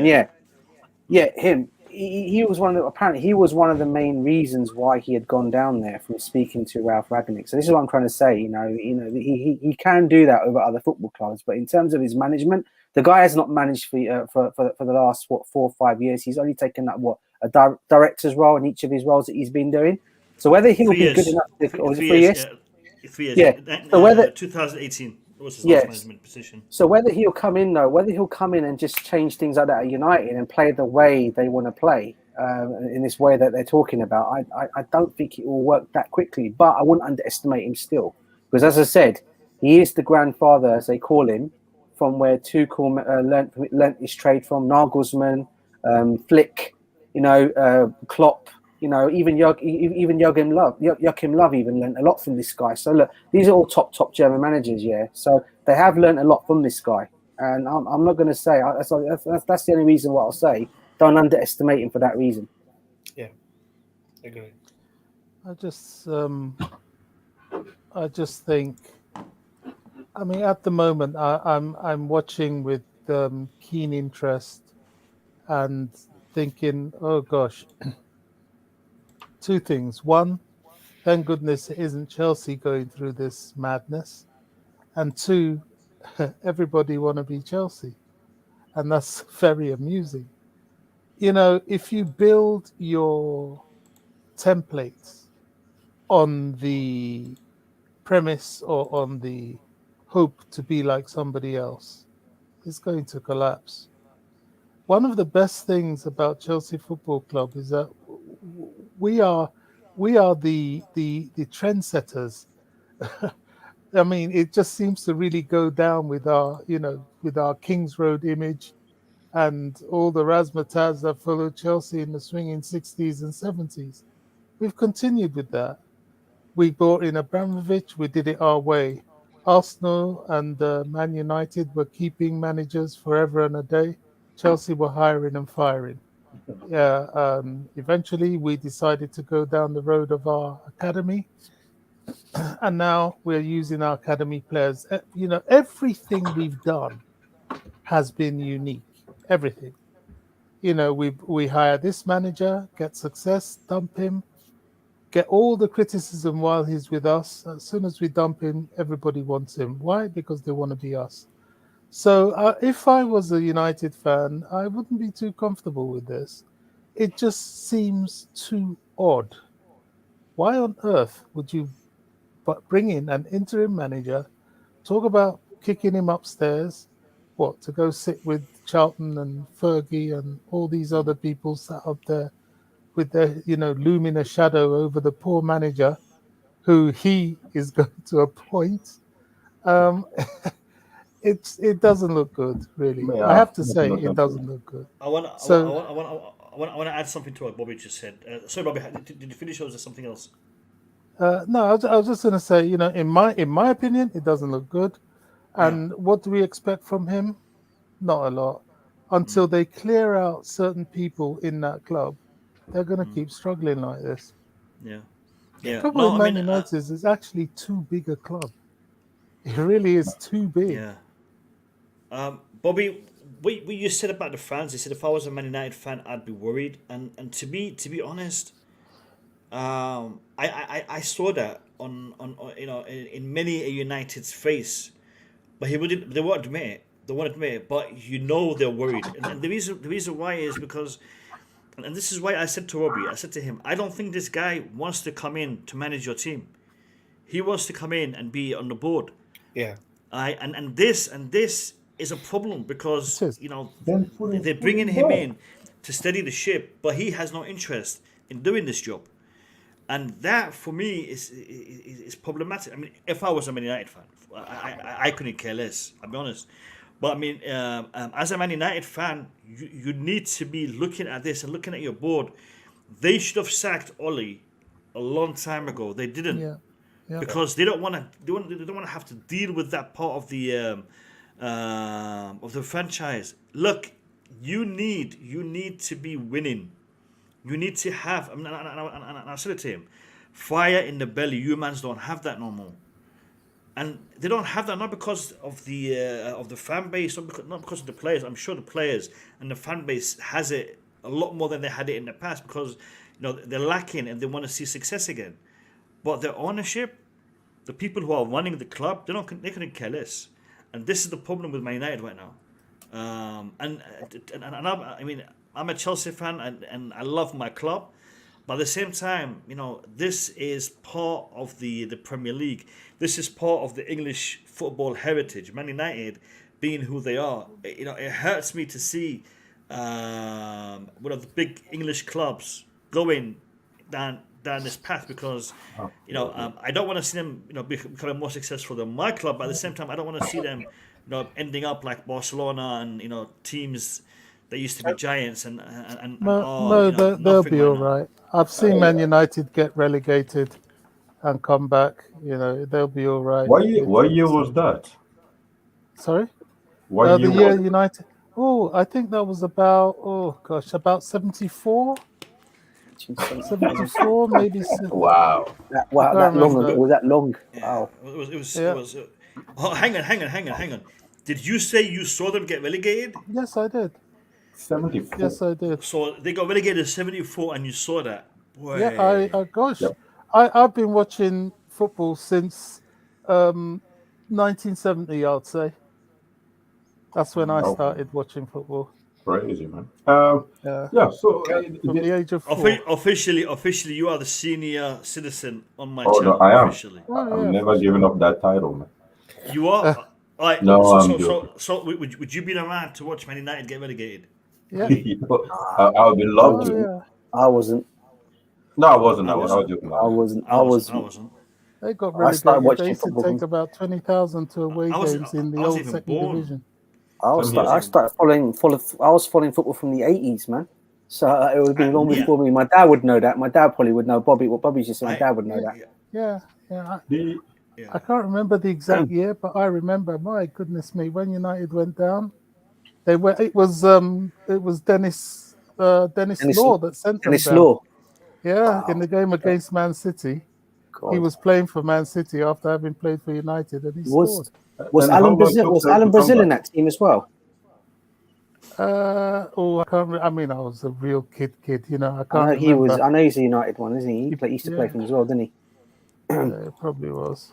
So it only took one season for them to come back, right? No, they were there for a while. I think they were there for a couple of seasons. Yeah, and they came back, so they'll be fine. If they go through a slump, one thing about English football, it's remarkable in that teams can really hit rock bottom, and then suddenly their fortunes can change. As I said, Chelsea. There was a time we were collecting money outside the stadium, and then suddenly look what's happening now. So football's a funny thing. It's a funny thing. Not that I'm saying that will happen to Man United now with this guy, but I just think there's just too much. I don't know. It's not a clear deal.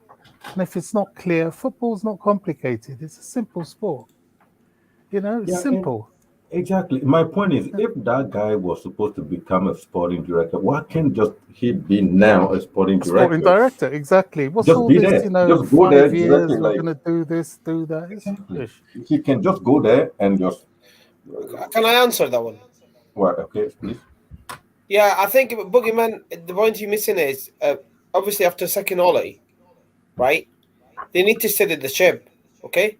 The Blair didn't stop playing for Oli. So what they did is, he said, that's what I've been doing last 3 years, the sport director. He said, okay, coach for 6 months, or manage for 6 months, and you're going to go upstairs, set a style of play, you choose the manager, you think he can follow your philosophy, he would choose the manager. That's what a sporting director does. So, Gassim, because the issue is, can I just say, using the Chelsea model, yeah, we understand what you've said, but when Chelsea sacked, I don't know who was it, via Spurs, and then we brought in Gus Hiddink as an interim manager. Yeah, he did his job. He was gone. None of all this, kick him upstairs, this and that. You've come. It's clear. You're here as an interim manager. Next season, we're getting somebody else. When Robbie Di Matteo took over from who was sacked? Was it Benitez? It was when Di Matteo took over. Via Spurs was sacked and Di Matteo took over. Di Matteo took over, so I've kind of got some of them mixed up. That's all right. You know, the difference is Abramovic, whose friend was Gus Hiddink. This American owner, they don't know anything about football. They just stay in America. So what they did is, hear me out. They got Vanguard, Mourinho, David Moyes. They all been sacked, and Oli. So what they're trying to do is they said, all right, we need football structure, like MDT said.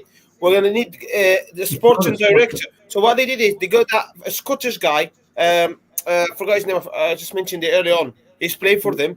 He obviously hasn't got an experience. They said that's what it's going to be. Manage till May, and after that you go as a sport director. You choose the manager, and you start. You choose a style of play. That's what is Man United intended to do. Okay, well, good luck with that. You know, they're doing something. We are now going to do our predicted lineup. Listen, people in the chat. I wasn't going to do the lineup today, and thus I haven't asked my panelists to prepare their lineups in advance, because that's what we've been doing recently. But today we are just going to wing it. We're just going to do it straight on the screen. Now I have picked. Actually, before I get into the lineup, let me just have a look at the guys. Come on, seriously, 58 likes. 58 likes. You know, I should just end the stream. I literally should end the stream right now. We've been streaming for an hour and a half, and all we've got is 58 likes. I mean, really? Come on, people in the chat. Come on, you can do it. Seriously? Come on, guys. Listen, just the three Aussies that were on here had to wake up at 7:30 a.m. to come on the stream. 7:30 a.m. they had to wake up just for you guys, and you're only giving us, what is it, 59 likes. I don't know. It is what it is. It is what it is. People in the chat, do us a favor. If you enjoy watching the stream, hit the like button. And if you're new here, consider subscribing. I'm on the way to 10K. On the way to 10K, every one of you counts. Every new subscription counts to that target. I want to get to 10K ASAP, and I really appreciate your support if you can do it. Panelists. I've already chosen some of the players for the starting lineup. I'm guessing we're playing this formation. Does anybody have an objection to the formation? No. No? Okay. Now, I've got Rudiger, Alonso, James, Jorginho, and Mendy in the lineup. I'm guessing we're all going to concur on these. Does anybody want to change any of these players that are coming in the lineup? No? All right. Tuchel, after Juventus game, Tuchel said something about Alonso and Aspi, that he wanted to bring Alonso in, then Aspi was already ready, and then the injury happened, then I decided just to send Aspi in. So that substitution showed me that Tuchel also during his substitution he involved a little bit of feelings on how this player will feel about seeing someone playing his position while that position should be his. Pretty much the fact that he sent Aspi to play Alonso's position. So my point is now that Alonso has been fit for a few games and he should have started. That's why I decided I just send him there. But so now is Alonso playing the next game? Because if that's the case, is Aspi sitting out? Because this formation means Aspi will be sitting on the bench. But it seems like Tuchel would like to have Aspi playing the next few games. So I'm just thinking maybe Alonso will sit out this game also, and Aspi will start it. I mean, that's from what I heard from him after that Juventus game. I just feel like normally, if he just wants to be objective, Alonso start and Aspi sit. But usually, the way he talks, I just feel like we might get a surprise there. Usually, you know what, Boogeyman, I would agree with you in terms of having Aspi ahead of Alonso, because I prefer Aspi over Alonso. However, in terms of position and where their both players play, Alonso is more probably suited to that side than Aspi is. But I get where you're coming from.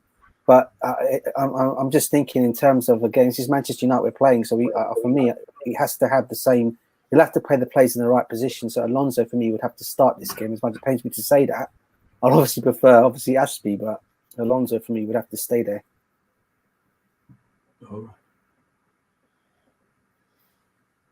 Oh, what is the?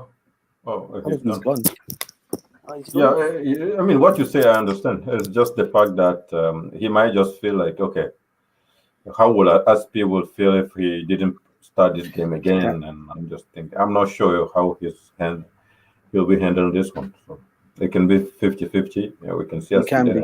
No, I agree. I agree with you. That's what I'm trying to say, but I do on what you're saying. Lads, I'm really sorry, but this new connection is messing us about. I've actually just changed my my internet, so hopefully. Did you hear what DJ South had said? No, I didn't hear anything. I got disconnected. Repeat that, DJ. No, I was just saying, Boogeyman, I was just saying about he heard after the match, obviously the match on Juventus, there was talk of Alonso was going to, Aspi was ready to come on, and Alonso should have probably been the one to have come. Yep, however, he brought Aspi on instead. But I was just saying to Boogeyman, usually I would obviously prefer Aspi over Alonso any day of the week. However, because of the positioning of the position where you've got Alonso, that he's probably more suited to that role, then Aspi would be on the left wing back role than Aspi would. I know Aspi's played there before, but he's more right sided whereas Alonso is just more suited to that position. Yeah, I mean, I think the reason why Azpilicueta came on is because he hasn't been given playing time, because he can't, get in instead of Chalobah, and he can't get in instead of Reece James. He is the team captain, and he hasn't been playing. And I guess it just made sense to bring him on at that point in time, especially with the way the game was going. It made sense. Would he start against Man United? I don't know. And the thing is this. We have this issue. We have this issue of talking down Alonso, because Alonso didn't have what's the word here? A very good relationship with a certain manager. He has definitely proven himself under Tuchel. We know Alonso is a very, very good attacking wingback. And when I say attacking, I mean his positioning, I mean his finishing, his aerial presence, his free kicks. Yeah. When it comes to defending, the man is lacking. The man is lacking when it comes to the speed, pace, his agility. He has a lot of areas that he needs to improve, and his tracking back. He doesn't do that. He's further up the pitch than our strikers. So he does give us a lot in attack, but he lacks in defense. Yeah. I, for one, would want to see him start ahead of a makeshift player in that position. And You know, a lot of people have been talking about the options that we have being Alonso, Saul, and Azpilicueta. I also want to throw in another name into the hat, and that is Malang Sarr, because Malang Sarr can also play in that position. We haven't seen him. We haven't seen him in that position. So will he be good? Will he be bad? I don't know. But you know, he is another option. I think Azpilicueta will probably be preferred to him. I think Saul will be preferred to him. But that is an option we have. So do you guys want me to change Alonso, or you guys want me to stick with it? No, Alonso. Keep him. Yeah, Alonso's fine. You know what? Logically speaking, if we look at it, you say Alonso. But when you think about the game tomorrow, you say Aspi. Because in that right-hand side for United, Sancho playing, he's quick. Yeah. He will go behind Alonso. Yeah. Alonso is makeshift anyway. So you may as well put a makeshift that can be functional, certainly defensively, which would be needed, and that would be Aspi, in my opinion. Yeah, do you know what I I'm with mean? you there, So I think Sancho, he plays that on the right-hand side because we Do know Rashford plays on the left-hand side. Do you guys know if we play Aspi, that's killed our attack in that left-hand side. I totally. understand. You guys realize that? Yeah, but if we play Alonso, it's killed our defense. We only have to attack from the. No, MGT, you need to understand Man United tomorrow. Man United tomorrow, Sunday. We're gonna play counter-attack. MDT, which one do you want to kill, the attack or the defense? Yeah, come on, MDT. I rather we attack because I trust our defense. We played all kind of people in defense with manage. I believe the attack is the problem. If we kill our attack, we're not going to win that game. If our attack is solid, our defense is okay. If we put United under pressure, they're not coming out. If you see Sancho can come out, Sancho is not the quickest. It's just he can dribble. He's not the quickest. Rashford is the quick. No, Rashford is the quickest. I'm not making the comparison. Sancho is not going to beat Rudiger. Sancho's quick.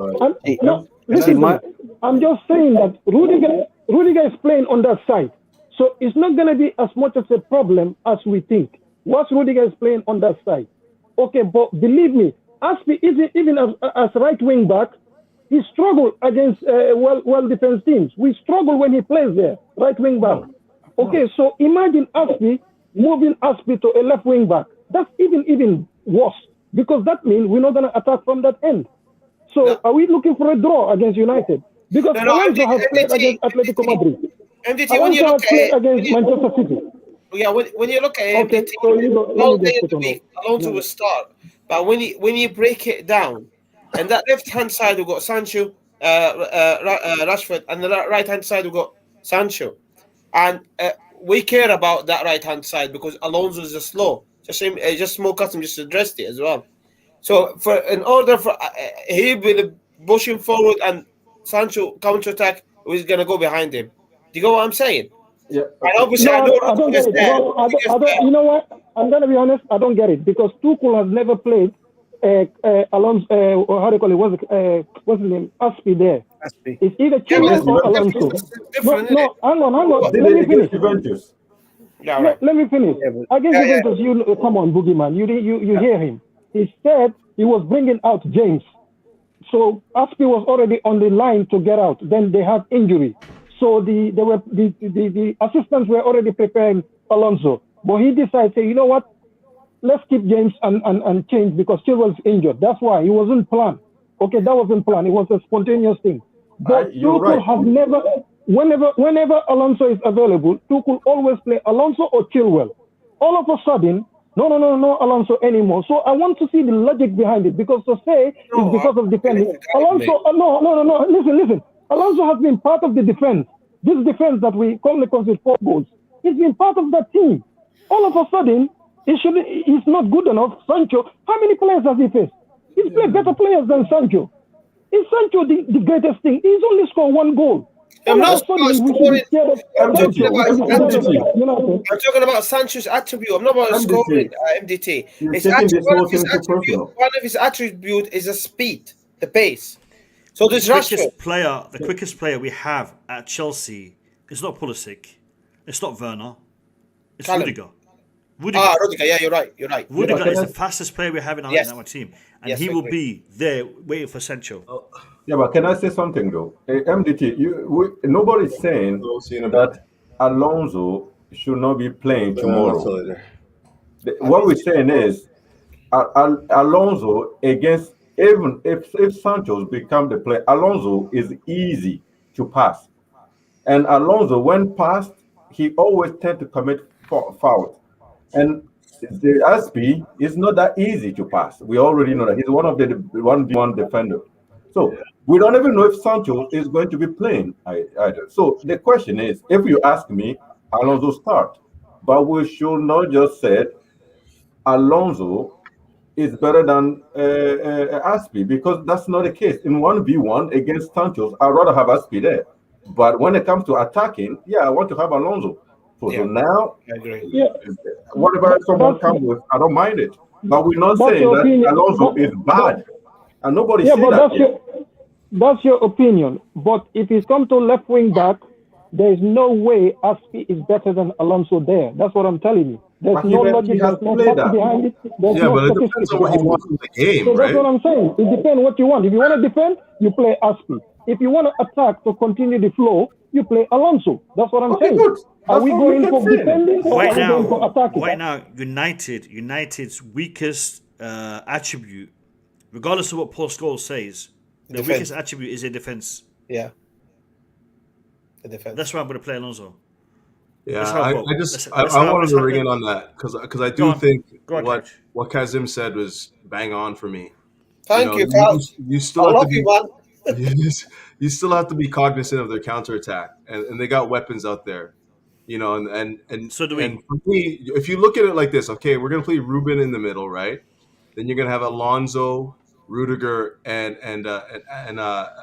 probably Ruben Loftus-Cheek. So if you play Azpi there at the left wing back position, it gives license for Rudiger to get forward, right? Knowing that you have a safety valve in Azpilicueta. Rudiger is a much more confident going forward and getting back than you'd say Alonso at this point. I just don't trust him both ways. I think that he's good in the final third, but anywhere else, even just linking up in the midfield, I'm not convinced that that's something that I want to see. But again, I'm of the opinion that Alonso probably. You know what, Couch? I absolutely agree with what you said, because I'm not confident Alonso will start Sunday. I'm not. I'm not confident. Because it's just because Sancho. Because guys, if we're gonna have this, if we're gonna debate this like this, we're gonna be here until the game finishes on Sunday. So listen. I just want to put Guys, help. Wait. I really don't want to be using this, but I'm going to use it. And I know it's a bit late, but I'll use it. Oh no!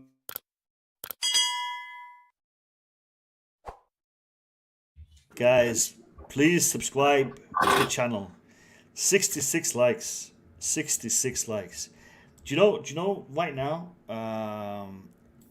it's not even 10% of the views. 66 likes.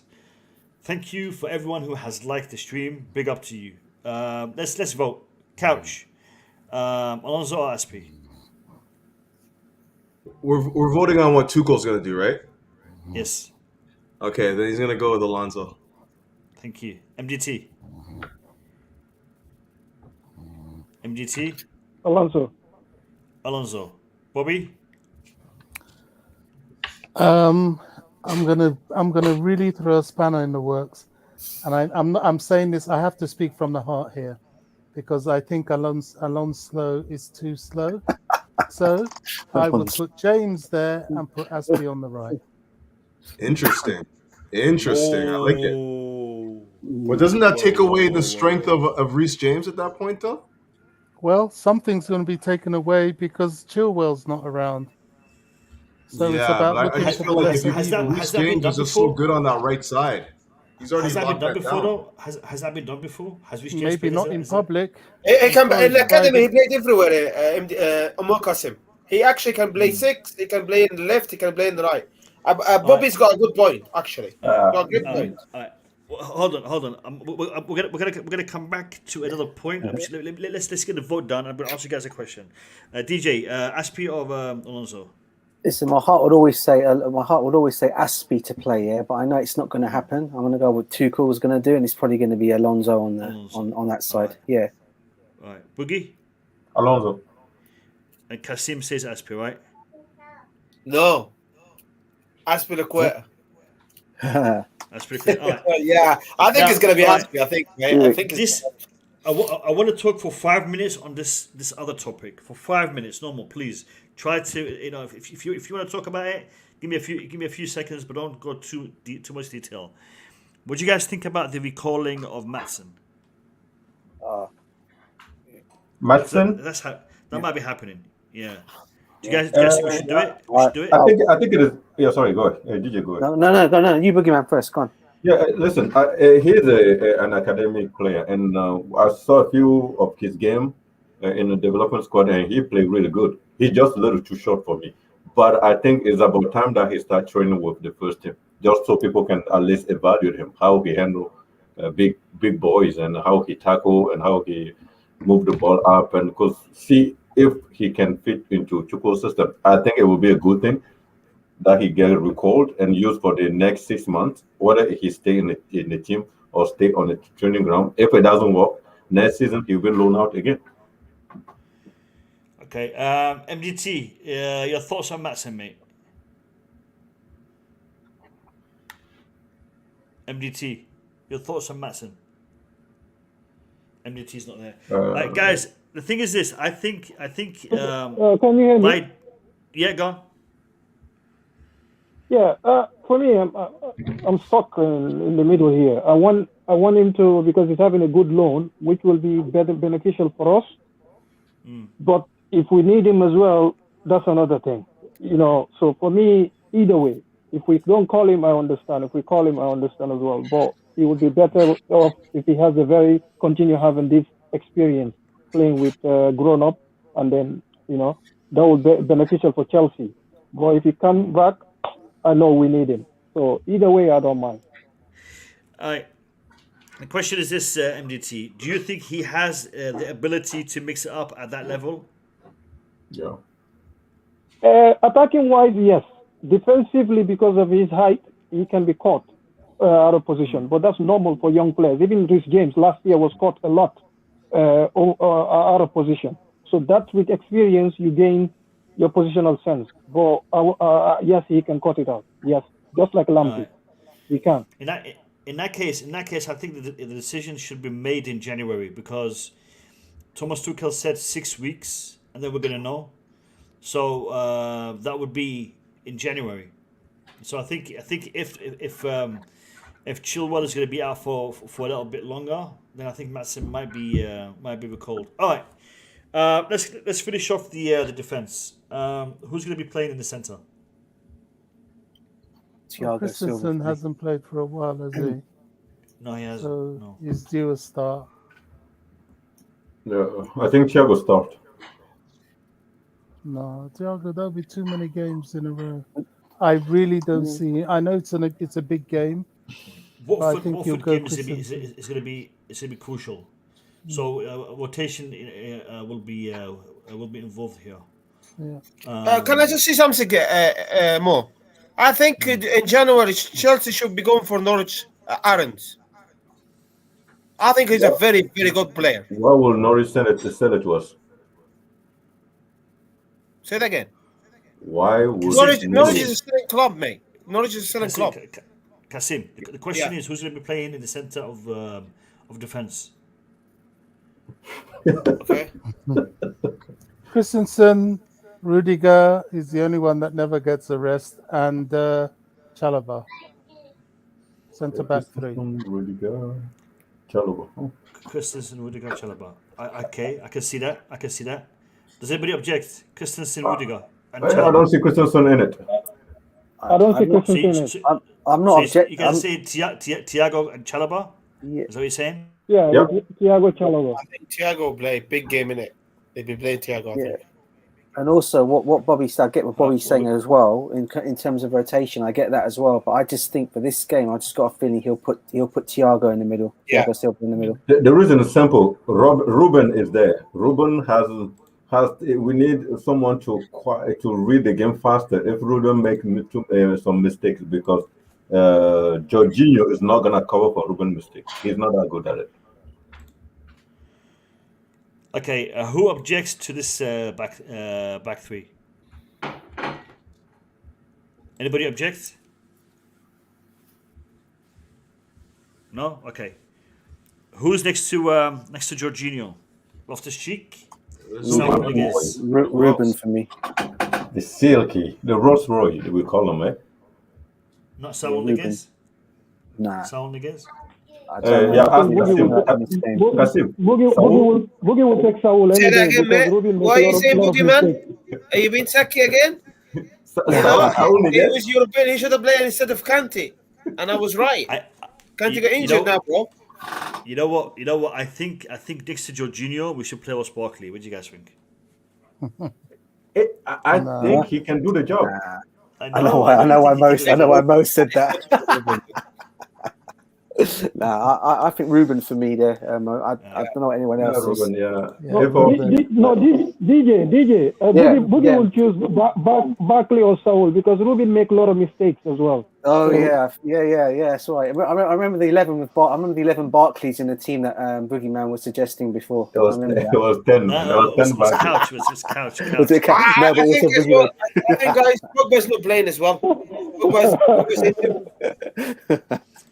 So MCIG Kovačić is currently out. Yes, unfortunately. In regards to injuries, it's Kovačić. Lukaku is touch and go. Probably won't start. Who else? Chilwell, Kante again. He should be back within a couple of days, and Kovačić. That's where we are in regards to injuries. Anybody here?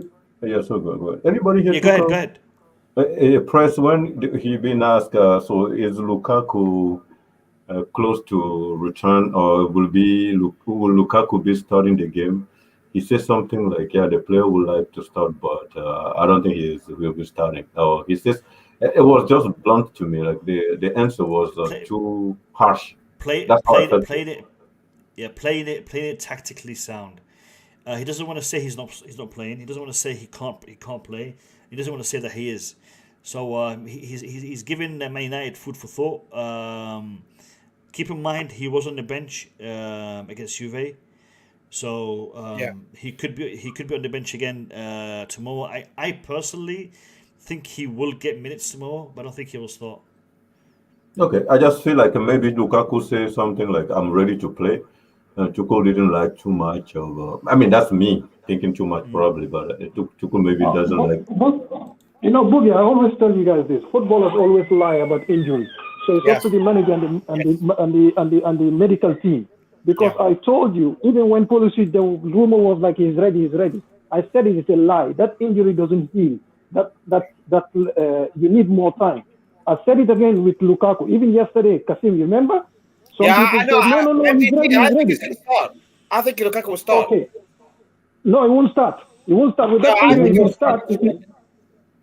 If you start and injure that again, you will be out for 3 to 6 months. I'm telling you. Exactly. So he's not going to start. He says something like, "It's one thing to be ready for training. It's one thing to be ready for football, and it's another thing to be ready for EPL football." He pretty much goes step by step, and so to make it sure that we understand that Lukaku is not ready to start. That's how I understand the whole process. Guys, can somebody remind me because I don't recall what's the situation with Havertz. Yeah, just now, I'm just reading on the app here.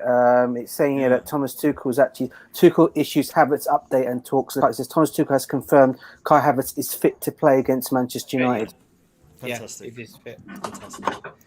All The right. Silky. All right. So you have the Rolls Royce and then you have a Silky German. Yep. The Silky German. And the Moroccan magician, the wizard. Yeah.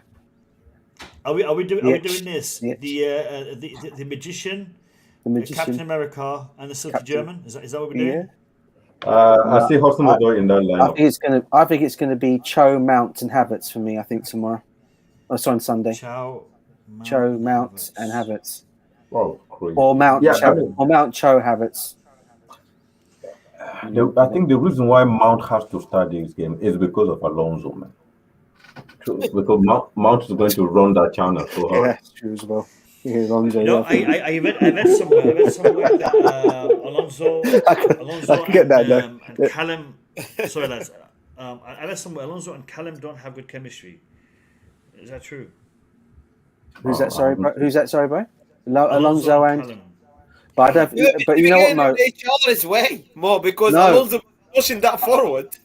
I think personally he's gonna put Mount on the right. Sorry, on the left, Cho on the right, and he'll play Havertz in the middle. That's what I think he'll do. Why would you put Chow on the right? Cho on the right only because of Mount's coming back into the team. He always likes to play him on the left side, doesn't he? Mount can play. He can play the position. Yeah, but I saw him play. I saw him playing on the right hand side against Malmo on at the bridge, and he looked fantastic on the right hand side. But Shaw also played against Malmo. No, on the right. Talking about the home. Yeah, he played on the left against. But he was switched to the right. That's where Tuchel said, my assistant gave me that idea, and then we scored goal. I'm talking about the home fixture, not the away fixture. Oh, okay. The home fixture. But the reason why Mount has to start is because Alonso will be caught in out of position most of the time, and guess who's going to cover for him? Mount runs. I will put pressure to cover for him. My God, with Alonso. Alonso is responsible for every defensive issue in this team. MDT, it's not the first time we're watching Alonso playing. We know what he is. I'm not trying to diss Alonso, but I know his limitations. I know he's always caught out of position, and most of the time he's trying to pull the shirt of the opposition player and commit fault. We have Anthony Taylor as a referee. That we should not be allowed those type of fouls. He will get red card. Boogie, speaking some facts right now. Wow, that's a rarity. Yo, couch. What are you drinking, man? All right. Listen. We, you just said something that got me thinking. We need to take into account how do you best cancel out Anthony Taylor. You mean United's 12th man? You mean, mate? Yeah. Yeah, I know, man. That's going to be the most dangerous player on the pitch. Yeah, proper branding out yellow cards left, right, and centre. Yeah, it's going to be like that. I think we'll be all right on Sunday, Mo. We'll be all right. Let's just focus on our own game, and we'll be all right. Yeah, mostly, man. Lads, Havertz in the centre. Anybody disagree? Yeah, Lukaku. Apart from Kasim, anybody disagree? Timo. Really, Timo? He did score. He did score. Hang on a minute. How do you work this out, MDT? They'll be sitting 7 in the back. How are you going to play Timo there? There's no space to run. What do you mean? Timo has to play. I don't think he will start. Timo will start. Timo will start. I'm telling you, Timo Werner will start this game. They're going to play 5-2-3-1. Okay. That's what they're going to say. Villarreal. We'll see. Timo will start. You'll be surprised. Alex, we will be sending the link in the chat in about 15 minutes. We will open the chat to everybody in about 15 minutes. All right. So Kasim says Lukaku. Yeah. MDT says Timo. Everybody else says Havertz, correct? Yep. Okay, so it's Havertz. On the right, who are we going with on the right? Options are Mount and Ziyech. Pulisic, no. I mean, all the attackers can play on the right, but who do you guys think is going to start on the right? Mount. Mount. Okay. Boogeyman Mount. Kasim, who do you say? I'm going in the left-hand side, Chol, mate.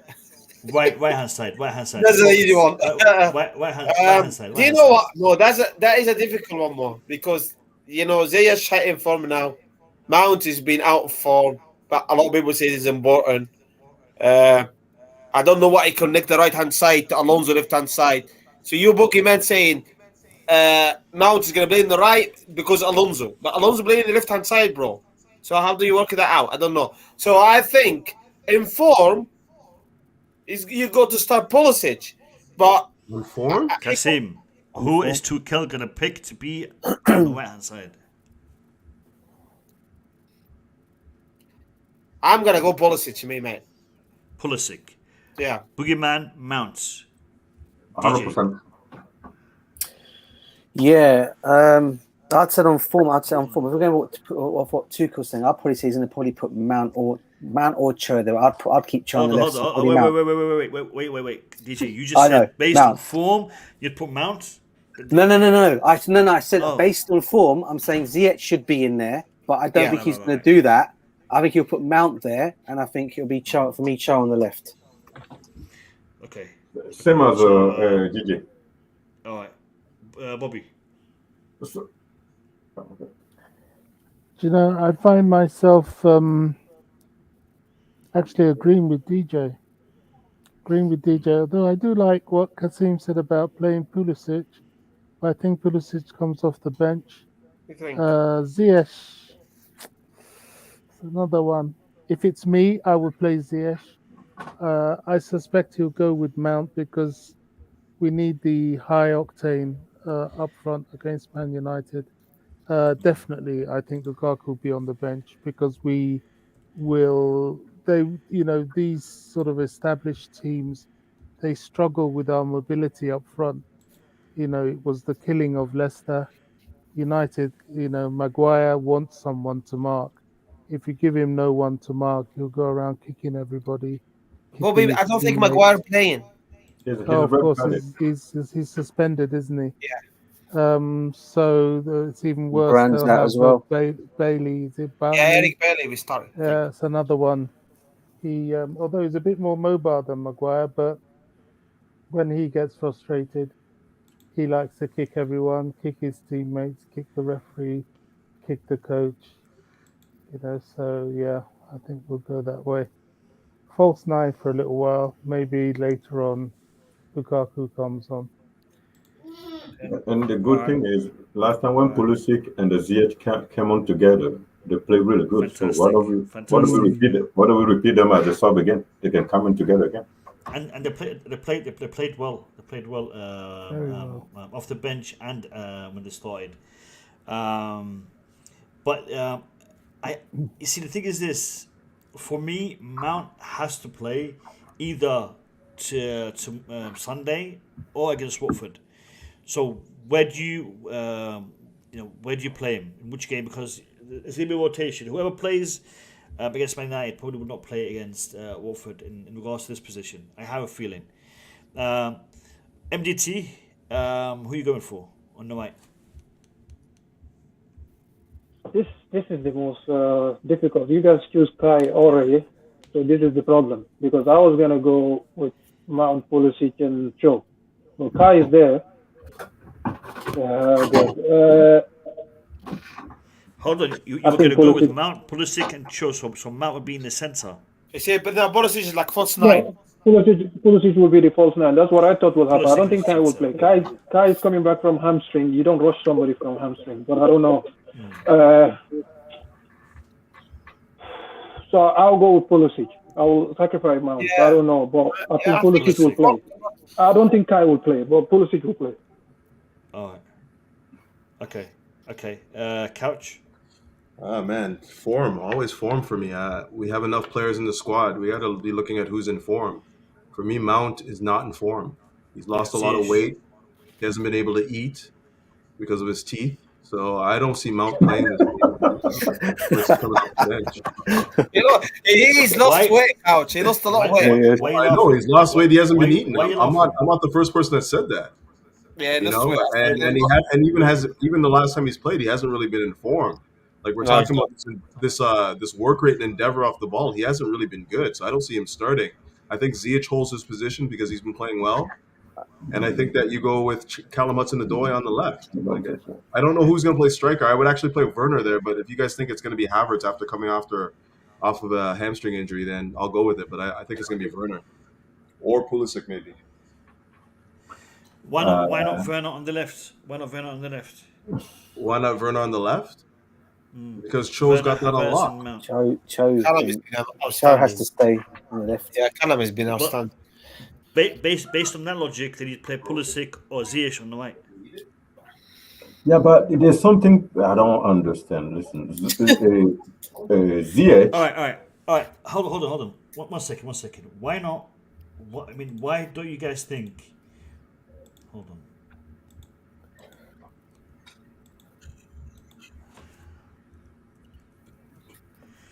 Oops. Oh, my neck.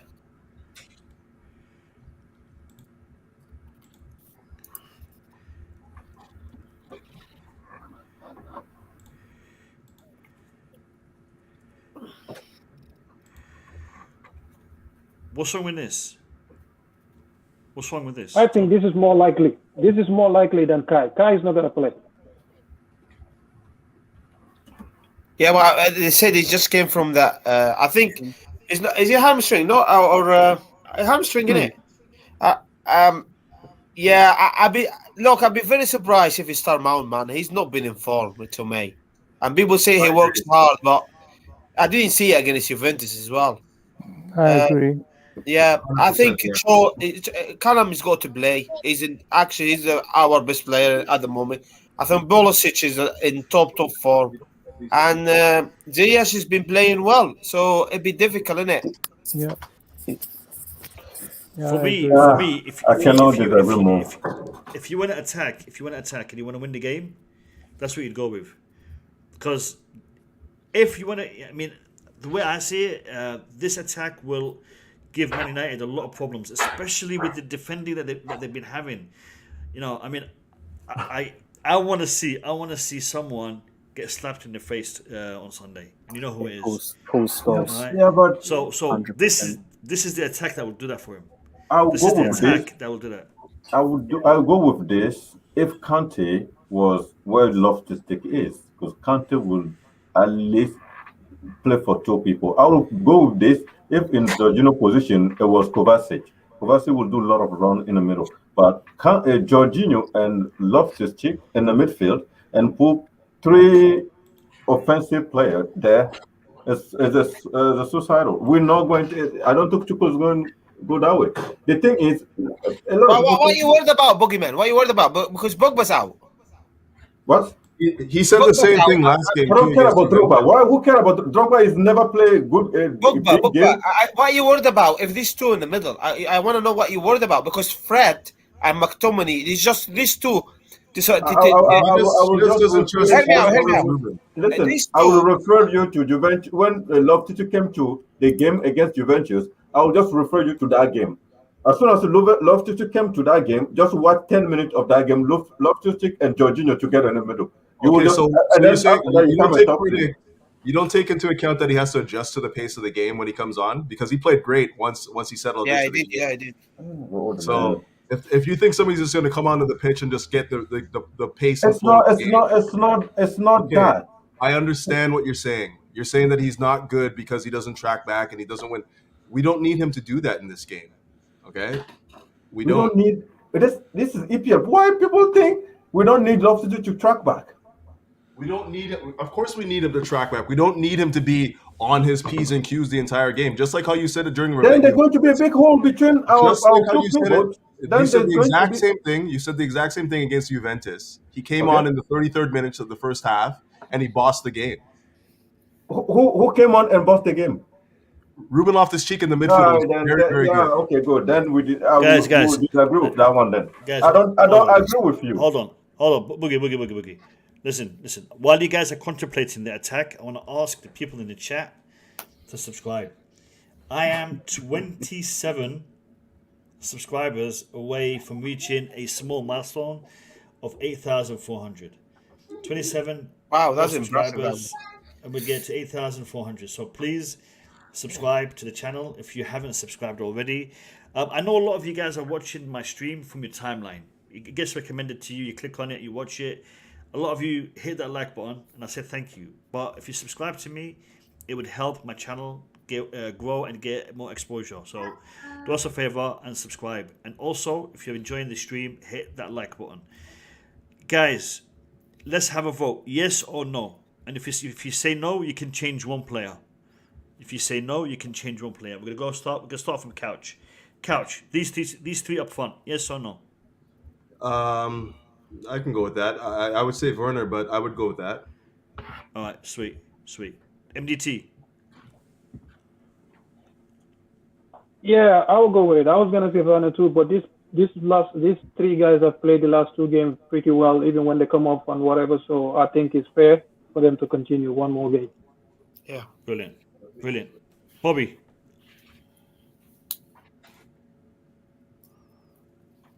Bobby, you might be on mute. I will come back to Bobby. DJ, yes or no?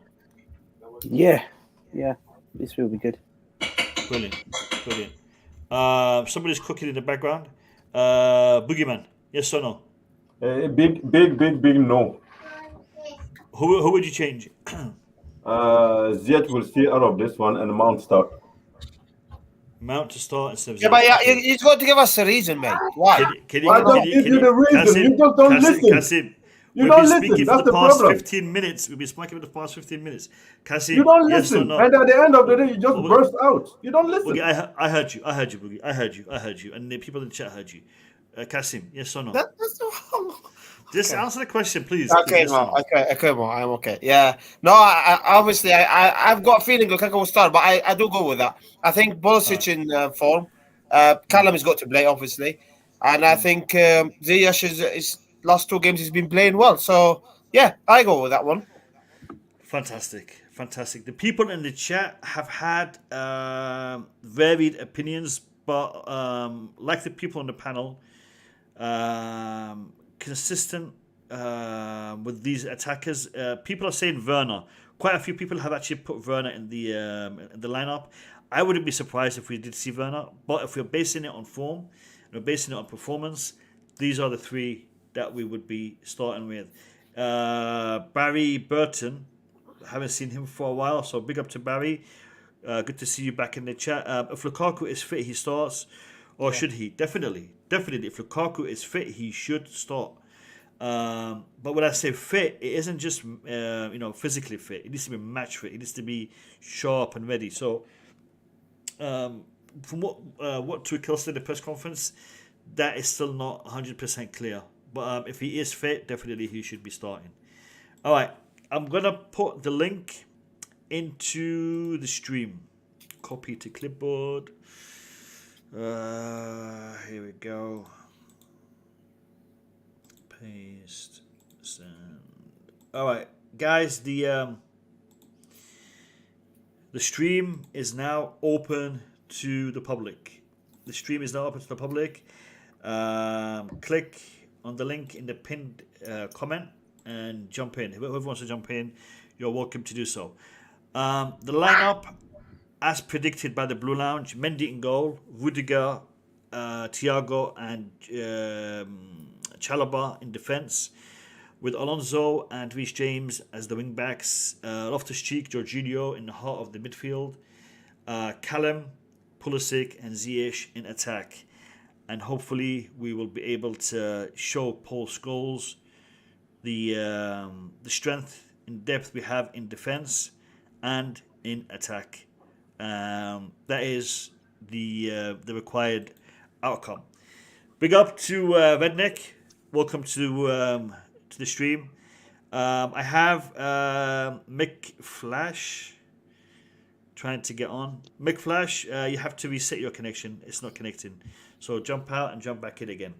Alex, mate, give me your thoughts on the lineup. Hey, hold on a second. My Bluetooth is not working. All right. Can you hear me? We can hear you loud and clear, mate. All right. I heard the boogeyman screaming all the way from Canada over here. The guys on the field was worried, like, who's the guy that? gets animated.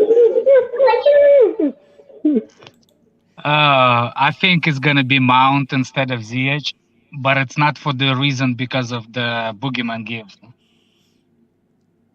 It's just because it's a home game and he's a star boy for the team. That's why. Do you think that plays a role with Tuchel? It plays big role. I think so. I think it really, really does. I think the way Tuchel talk about him, how hungry he is to return and stuff. Okay. That's the reason I think. The rest of the team. Another thing is, Boogeyman, you're worrying about Robin Loftus-Cheek not coming back. What about J5? Well, he never gets forward. Thank you. At least one time I agree with the coach.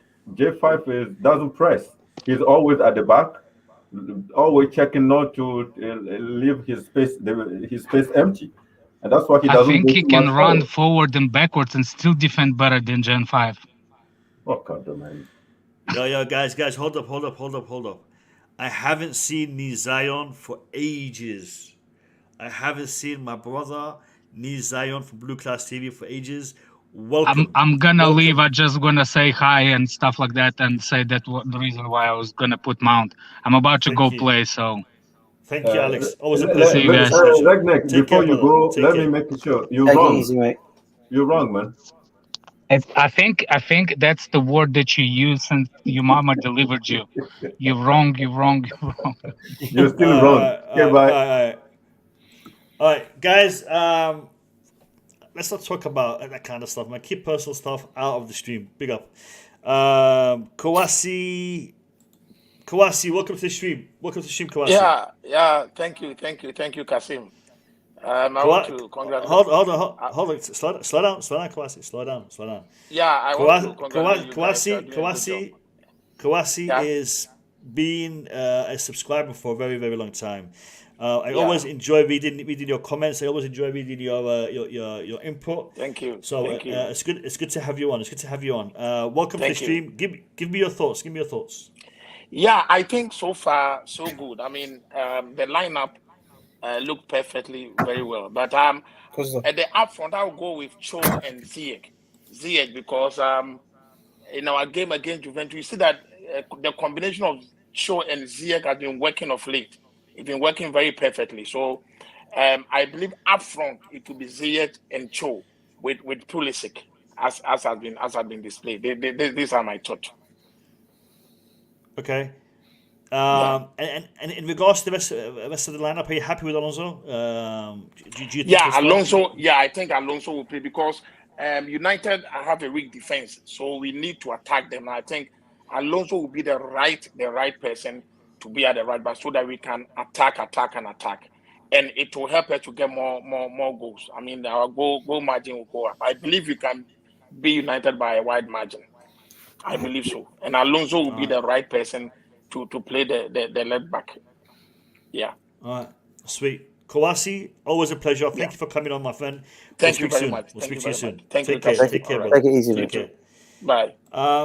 McFlash, you're not connecting, so try again. But this time, maybe you want to change your internet, reset your router because it's not allowing you to connect. I see you in the green room, but it's not letting you connect. Anybody else who wants to jump on, click on that link and you're welcome to come on. Why is Pulisic starting? Why is Pulisic starting? I'll explain to you why Pulisic starting. But before I do, let me just change this to this.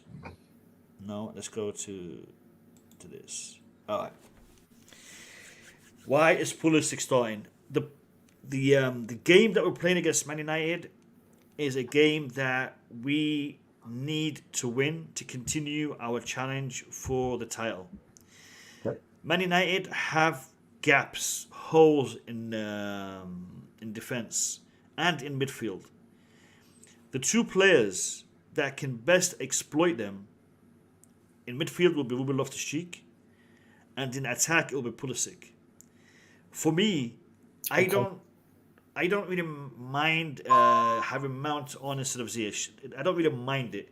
I prefer Ziyech based on form. But if Mount comes in and put us in a shift, totally happy with that. Because Mount does have what it takes to create, to press, to make it really hard for Man United. Callum, I want to see start. Because I think his performances and what he has been doing deserves for him to continue, being given these opportunities. He hasn't done anything for me to require him being dropped from the team. Yeah. Okay. I mean, if he's tired, if he's injured, fine. But based on his performances, if you wanna, you want him to continue to develop and grow as a player, give him more playing time, and in that position, left winger. That's why I think Pulisic should start. Anybody else wanna address a point in regards to the team? No. Well, spot on. Big up to Blue Class TV, guys. It's our time. 3-0. Don't worry. We're not worried. But we want to see that. I want to see 3. I want to see 4. I want to see a result that will give us banter, bragging rights, will give us a perfect 3 point finish, Mark. 3 points. Can I get a follow-up question? 3 points. I reckon we're gonna get. You want to smash them, and I know, what Scott was saying and Robbie was saying. We shouldn't be too cocky. I didn't buy that. But can I ask a following question? Yes, you can. So against Leicester, he came on and then he explored those empty spaces and run into it, and even scored 1 goal when Ziyech sent the ball across the ball into the box. He scored that goal. I've seen it. But then he was being given the chance to do the same thing against Juventus, and he was nowhere to be found. Pulisic pretty much was just bouncing on people, just kept falling, running, and all those things pretty much the entire game against Juventus. So I just don't see why Pulisic. Everybody say Mount is now in form. Pulisic has not showed that much. Have not shown anything against Juventus, or even he came on during Leicester game. So I don't see why people criticize Mount. Question to you, Boogie. When did Pulisic return from injury? 2 games ago, or 3 games ago. How long was he out for? A few months. Couple months. About 2 months. 2 months. Okay, now he's injured for 2 months. Comes back in. He's played 3 games, and he's hit the ground running. Am I wrong? So why take him out? The only thing that I'm concerned about is, could we be overplaying him? Do we need to give him a bit of time to recuperate? Maybe that would be a case. But in regards to his performances, he should not be dropped, unless there is a concern that he might get injured. Then I can see that. Yeah, but what the point is, he has to play by not starting. That's my overall point. I just think I'm not sure the extent of Kai Havertz's injury, but I remember that when Kai Havertz went out, they just said it was by precaution, and he was feeling his hamstring. That's why by precaution we took them out. So he was not injured at that time. So I'm pretty sure for Tuchel to say he is fit to play tomorrow, that just means Kai Havertz should start that game, because he does more than Pulisic have done. Anyways. Yeah, but he can get him in if he had hamstring. It's not necessarily he's going to start the game. He can get him in a 60 minute. He can get him in a 50 minutes. Doesn't mean he's fit. He's going to start the game, does it? Who's that? Who are you talking about now? Havertz. Yeah. Okay. My point is, if Havertz is fit and Pulisic is fit, I know he's fit. Yeah. Pulisic has not shown me enough during Juventus game. How do you say that, Boogeyman? Last 3 games he scored 2 goals, and you need to look at attribute, the speed, the dribbling, because my opinion. Against Juventus, he hasn't done any dribbling. Well, how many dribbling did you see? No, that's why he's good at attribute, mate. He's fast and he's dribbler. What are you talking about, Boogeyman? And I don't understand how one game, because he doesn't do it in one game, all of a sudden he doesn't have the ability to do it anymore. How do you say that, Boogeyman? Every game, you've been saying the same thing about Mount for how long now? Every game Mount didn't do it. Then he doesn't have the ability. Every game produces a different challenge. different defenders on the pitch. So, like, because he wasn't dribbling there versus Juventus doesn't mean he's not going to be able to do that against United. He's got this attribute. If Does that not make sense to you? Is that a forward when you criticize Mount has been playing with the same defense line for 7 days. When have I criticized Mount? What are we talking about? When I criticize Mount? What's that? When have I criticized Mount? I'm just trying to figure that out. No, you said Mount is not in form. Yeah, but he is not in form. He's not in form. What Pulisic has shown, he has shown anywhere close to what he used to show also. What do you want? Why do we give Pulisic more? I'll leave that alone. Obviously, we're not on the same page on this. You're saying Mount, and I'm saying he's not in form right now based on what I've seen. And he's also... I haven't seen enough for Pulisic to start in front of Havertz. I saw him score 2 goals. That's what I'm saying.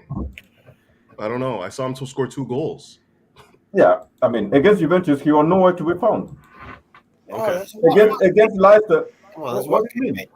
He can say that. You know what Pulisic is all. If we go by your logic, that means among all of them that are fit, the one that should play is Werner because he's got more goals than Kai Havertz has scored all season, and few minutes and few whatever. So we can't go by that. Pulisic hasn't done anything wrong. Against Juventus, playing in the middle is hard. He did exactly what he's supposed to do. The team is fine by me. I think he deserves to play again. That's what my opinion. Listen, I don't mind. Hold on, Boogie. When we have this banner on, it's the priority to the people from the chat. Xavi, CFC, big up to you. Welcome to the chat. Welcome to the panel. Yeah, it was good. Hey, your audio, man. Your mic is loud, man. Oh, my bad. Big up to you, Xavi. Xavi, give us your thoughts, mate. Give us your thoughts on this game. I'm trying to talk a little bit lower, so I don't like screaming mic. So I think we should get the points, but I just have a little bit of PTSD from like the Lampard era and stuff like that. You know what I mean? Anything like fluke can happen and stuff like that. But the way we're playing right now it hasn't sunk in yet. It's just like I know we're gonna probably play like that, but it's like too good to believe right now. The way we're playing, like how we're like dominating teams, and I'm just waiting to probably go back to the old Chelsea, but I don't think that's gonna happen. But it's just like that PTSD in me is thinking it's gonna happen. But as long as Anthony Taylor doesn't do Anthony Tayloring, and we go out there and we play like us right now, and they play like them, we should get the points. Regarding if we Xavi, I don't know if you can see the screen, but I've put up the lineup that we predicted will be starting. What's your thoughts on this lineup, mate? Man, it just pains me to see Alonso there, but it's just what we have to deal with. You know what I mean? Chills out. I really like Alonso's the only grateful for what he did for us in the club, but he's the only player on this Chelsea side I just can't stand. I really can't stand him. MDD gonna eat you now. MDD, wait. I'm gonna have to ask.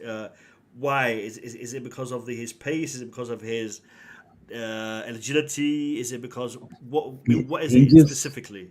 He kind of makes me feel bad because I feel like I see him play and I realize I could have probably made it.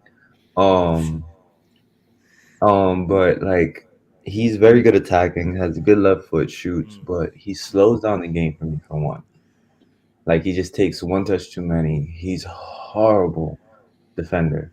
Oh my God. Like for example, like Aston Villa, he made Leon Bailey track him down, nutmeg him. And like it's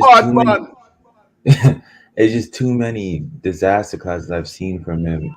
He's just not my type of defender. I guess he'll be suited for everybody else, but we're just losing a lot in Chilwell. Like the only thing he could do is score that odd goal or two, but his crosses sometimes are awful. Most of the time, like it's just the quality of player for me.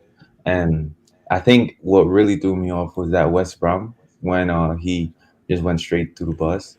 It just confirmed like the type of person and team player he is. When things are not going his way, he just goes through the bus and doesn't care about the team. Like that just left like a bad, pause takes in my mouth. So When was that? He went against West Brown. Yeah, Lampard when Lampard was manager. Under Lampard, right? Yeah. Yeah. Yeah, but I don't care. Even if I was Alonso back then, I would walk to the box under Lampard also. You still don't do that on your teammates, though. Same thing. I mean, Lampard has created some that environment. He is the sole responsible for that. So I don't blame any player for that. If Alonso have done something, to be fair,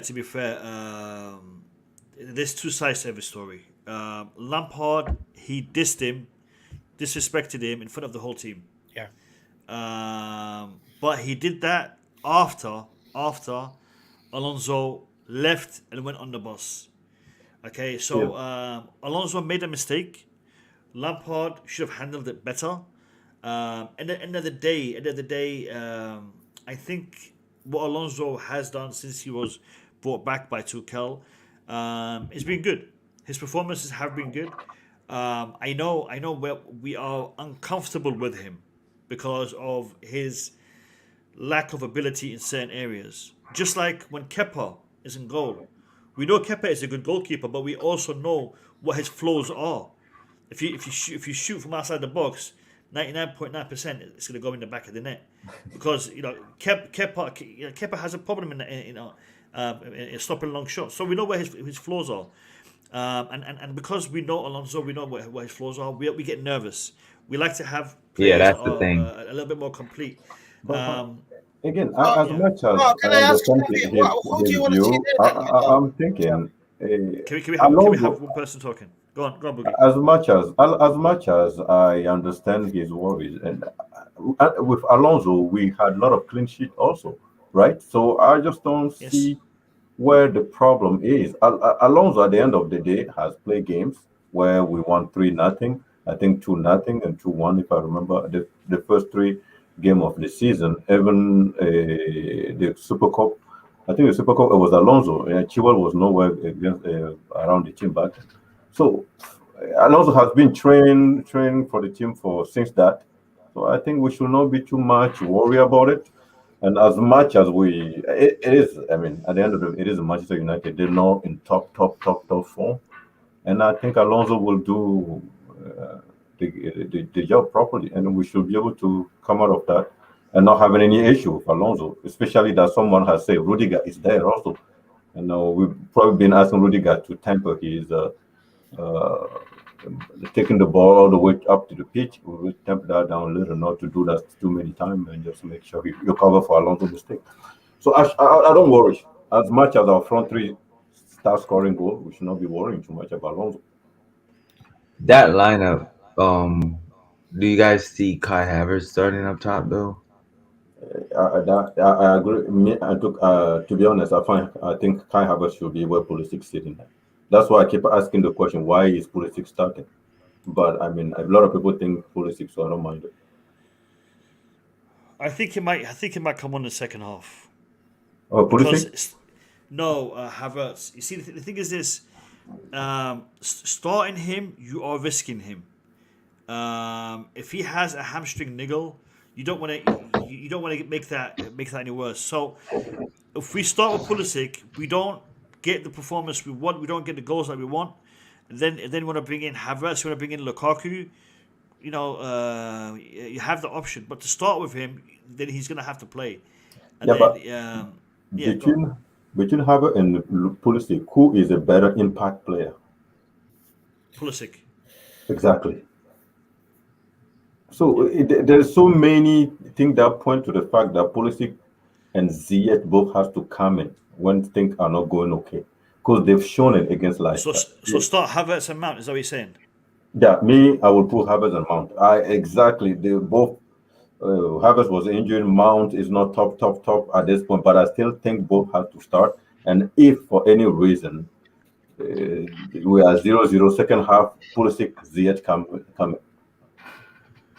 I don't know if I don't. Again, I'm just gonna speak on form. Like, I don't understand how we take off. We just played 3-0, a 4-0, and we're gonna take a winning front line, and then bring on guys that just coming off an injury in a game against United. Like, Callum Hudson-Odoi starts for me. Ziyech starts for me based on form.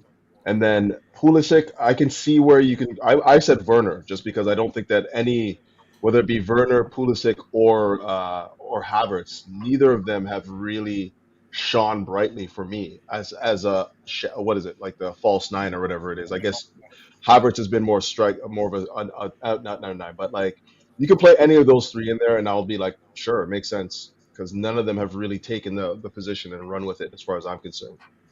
I think for me, when I look at this, you look at it this way, okay, like United, these three players, they're our most threatening player for the past 2 or 3 games. If we are looking to put United under pressure to score goals, who would you rather have, these three or Mount and Havertz? So we have to look at the most threatening players we've had the past few games. As much as we don't like it, United, if they play Eric Bailly, he can give penalties. And Pulisic is good at dribbling. Cho is good at it. Ziyech can trick you. So those are the things you are about. If we play, we can play Werner there. We can MDT. The referee's Anthony Taylor. Don't count on a penalty, mate.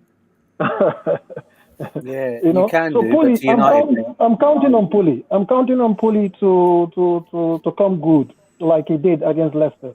But I believe it's unfair for players that already played the last 2 games and did well, whether they come off the bench or start, for you to take them out and put players that coming back from injury in. So that's I don't think Tuchel has ever done that, has he? You always play until you're out of form and you give the other person a chance. Yeah. That's why I said Callum has got to start from me. I think he's a Chelsea player at the minute. And Callum is not a question. There's a Pulisic and Ziyech, both are questions. Yeah. Callum is not a question. We know Callum is starting. Yeah. There's a Pulisic and Callum Ziyech is the only name in that front three that is jotted down. I guess he's starting, no questions. For me, it's Callum, no question. Rudiger, no question. Silva, the way he's playing, no question. Mendy, of course. James and Jorginho for me are no questions. The other you could no shout for Christensen to start, Xavi. The way Chalobah's playing, I don't mind. He's if you look, he scored the performance he had against Juventus, and I think what I'm seeing for Chalobah is, for his age, and I don't think he has much experience at the top level, he's shown that he has his awareness of the game, his reading of the game, and he's also very athletic too, which is slept on. I mean, he has good. He may not look as clean on the ball as Christensen, but I think he has very good passing ability. I think the difference between Christensen and Chalobah, I think Chalobah's got it all. He's got now the aggression. He's learning from Rudiger. He's got the base. He can score goals now. And his base is just amazing and power. I think I said it, and I said it before, this lad has got to start. He's like a tranquilized Rudiger right now. Yeah, absolutely. It's just like Rudiger now. He's learning from Rudiger. The way he plays. And let's be honest, I know we haven't really been doing this lately, but you got to start solidifying your back three now. Who are the guys you trust the most in big games? Yeah, I agree. Stopping and changing every time. You got to have some cohesion and understanding, especially when you've lost a couple guys. Obviously Chilwell's out of the mix now, Conte's out of the mix. You need to have some cohesion in that back three, and they've been going from strength to strength the last little while. I mean, it's understandable about Thiago because his age. Sometimes he can play 2 games a week, which is understandable. But I mean, United is a big game because he still thinking Man United is a big team in it. But against Watford, I don't think it will start because he played Juventus, United. He's got to drop him in and he get Christensen in. But for me, Silva's got to play. He cannot play 2 games a week, same as Kante. But Chalobah's got to play all the time, Matt. Callum's got to play all the time. Absolutely fantastic. So you can't take it out. Did I hear someone say Pulisic scored 2 goals in the last 2 games or last 3 games? Last 4 games, he has scored 2 goals, yeah. What was the second one? What was the second one? 1 goal. They're talking about the USA one, I guess. Yeah, you're talking about the international. You're talking about internationally. You guys are funny, man. Why do we even bring the goalkeeper score outside? I think against Watford, I don't think Callum will play. He will be taken off because of he's been playing a lot of games. Yeah. You know what I mean. Against Watford, he's not going to play. I think that's the game where we rotate. I think Silva is going to play these 3 games in a row. I think he has to, because at the end of the day, I really do think we're going to dominate the ball against Man U. Like, I think we're going to set the tempo, and he's like that quarterback from that position. So, and what Dennis was saying about the consistency, I think certain guys like Jorginho, Silva, Rudiger definitely, Mendy, Reece James are really solidifying them spots. Cho is like, I know there's 2 because there's 2 I know he's young. I know. Yeah, but really solidify. I feel like solidifying his spot based on form. Because if you look at he's at least having a goal or influence on the play when he's playing. Like for these past games that he's played, he's had a part to say in it. You know what I mean? So that's what I feel. Yeah, I think that what's happening right now. Can I ask you, Javi, in that left-hand side, if you're not keen on Alonso, who do you want to see? But the thing is, like, that's my, like, I really, at the end of the day, like, as what's his name was saying, Boogeyman was saying, we more than likely probably will be fine. It's just not my preference. You know what I mean? That's my personal preference. Because, he was right when beginning of the season, we were winning games with Alonso and he was starting. It was, yeah, starting. Yeah. We really don't, and I think Azpilicueta can do a job there, but sorry about the baby guys. I don't want to disrupt that natural flow of having a left footer on there. So we really have no backup option, bro, unless we call back Matson or get somebody. We don't have a fallback, to be honest. So we just guys, do you think we should be worried about a team that has that record, regardless of what their badge absolutely. Absolutely. Are you kidding me? 21 goals conceded. Arsenal last season. You can't look at they have players on the pitch that can hurt you, man. You can't deny that. The same thing. Why haven't they hurt the 4 oppositions out of the 5 that they played against? Well, that's for those games, you know. But I'm not. You can't take this game lightly. You cannot take this game lightly. This is still a game that we have to come out and play at the same level that we've been playing at the last 5-6 games. If we take any sort of like a drop in passion, dedication, commitment on the pitch, there's a chance we will lose. Ronaldo's on the pitch. Hold on. I'm not saying the team should lose focus or the manager lose focus. I'm talking about us fans. Why should we be worried when we're facing a team that has that record? Because we've seen this before. I just think the first time they're the type of team who can, because they don't play like a team. You know what I mean? They play with individuals. Exactly. So absolutely, any one-on-one play or something like that, like God forbid, Sanchez or Rashford just taking on like Alonso and just cutting in and score, like stuff can happen like that. You know what I mean? Like they're not like certain teams depend on the team, so you could kind of control them. And I will give you one more reason. Rashford has been tormenting us for how many years now? If he start, we can. You have a team with Rashford, the Portuguese guy, and Ronaldo. Oh no, the midfielder.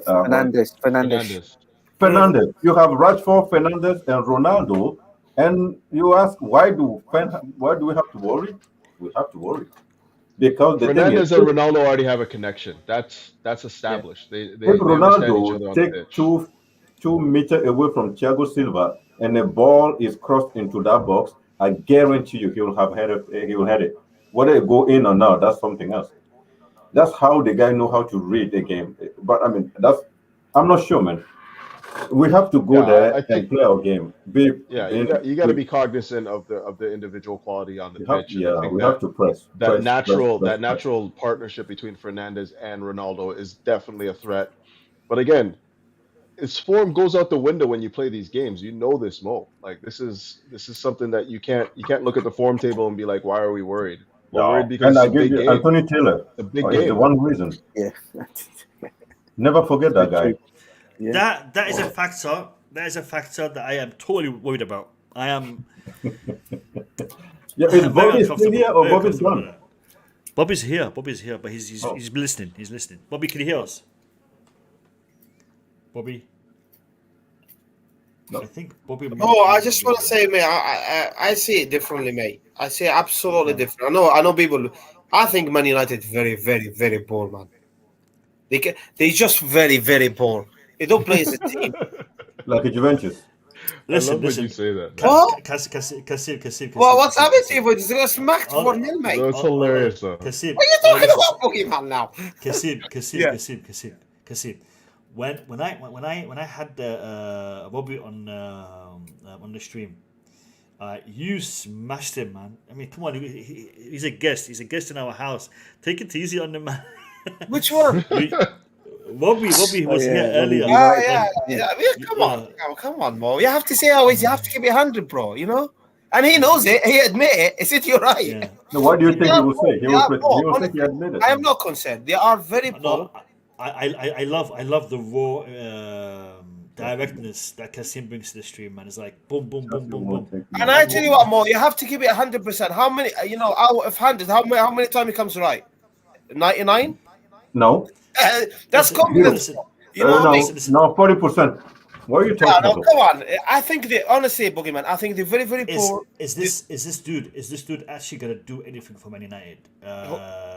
Who's his Ragnick? When Ragnick. Oh, forget that guy. He doesn't have a time. Like a question though. Seriously, I don't see it. I don't see it. He doesn't have time. We play a game every 3 days. You know what? Oh, I said it. He will do something against Arsenal. I said he came too late for us. I said that in my stream. Well, he's not going to be the manager for us. I'm talking about their season. Do you think he's actually gonna put Man United back on track? Do you think he's gonna do that? No, I don't think so. The thing I think Tottenham is gonna finish the money. I think Tottenham. No, the thing is, it's just like if you look at the state, it doesn't take anything too great to significantly improve that squad. Any tactics will improve that squad. They've really been down in the dumps. So we're gonna see improvement because of the level that they're at right now. You know what I mean? So, but the thing is, all in all, like we should be getting the job done, but we never know. That's the thing. And I think Tuchel the thing I like about Tuchel is there's no room for complacency in the squad. If you hear these guys speak. So true. It's easy to get carried away and say, oh, we could just go there and beat the team because we're playing really well. It's this group is humble and remaining focused. And I think nobody has really like nailed down their spots in the team either. Yeah. So like you have Cho still trying to prove and play out of his skin. You have players like Ruben Loftus-Cheek coming in. I think Kante is going to be a big miss because marking on Bruno and stuff like that. But how do you guys? I just want to ask this question: how do you guys feel? Because they're going to play a defense of probably Lindelof and Bailly because Maguire and Varane are out. Correct? I don't know if Varane get back. I think Luxor's out. I'm feeling confident. I'm not gonna lie. And I'm not usually somebody that goes into Chelsea games feeling like confident. It's mainly just because of the manager. I don't think the manager is gonna let these guys, take this game lightly. Number one, and number two, that back line you just mentioned, those guys have absolutely no understanding on the pitch. Like you have a formulated back line, like two guys that have never played together before. If we're going up against a Chelsea none of them is a leader. Couch, you're right. None of them is a leader. It just reeks of we should be taking it to them at home, and we have but one big fact you're forgetting. One big fact. Tuchel has 60% of a winning ratio, where Carrick has 100% of winning ratio. So I think that counts a lot. You have which one do you want? 100%.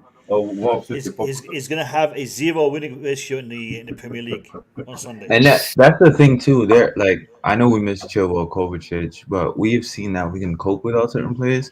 They're also missing, as we said, Maguire, maybe Shaw and Pogba. To me, I think Pogba when he plays against us, he hurts us when he plays against us. Varane as well. Is Greenwood back or no? No, I think he's not playing as well. Xavi. That's why I was saying earlier on to Boogeyman, because he wasn't listening to me. I said Pogba's But out. you're And listening he's a to big me. player for them. I think for United, Pogba is the most important player, but people don't see that. No. Pogba is the most talented player for United. Look, you need to understand something. It doesn't really matter who Man United going to get as a manager. They play as an individual. They got a lot to fix in this team. That's why I won't pick them for top 4. I know MDT would disagree with that. They play as individual. Ronaldo wants the ball to score. Bruno Fernandes just want to do his own things. Greenwood wants to score. Everyone. Sancho's coming in. It's just so. It's not. They're not drilled as a team like Tuchel doing with Chelsea. They follow individual. So you just answered the 100% question. They're individual because they don't have the right coach, right? No.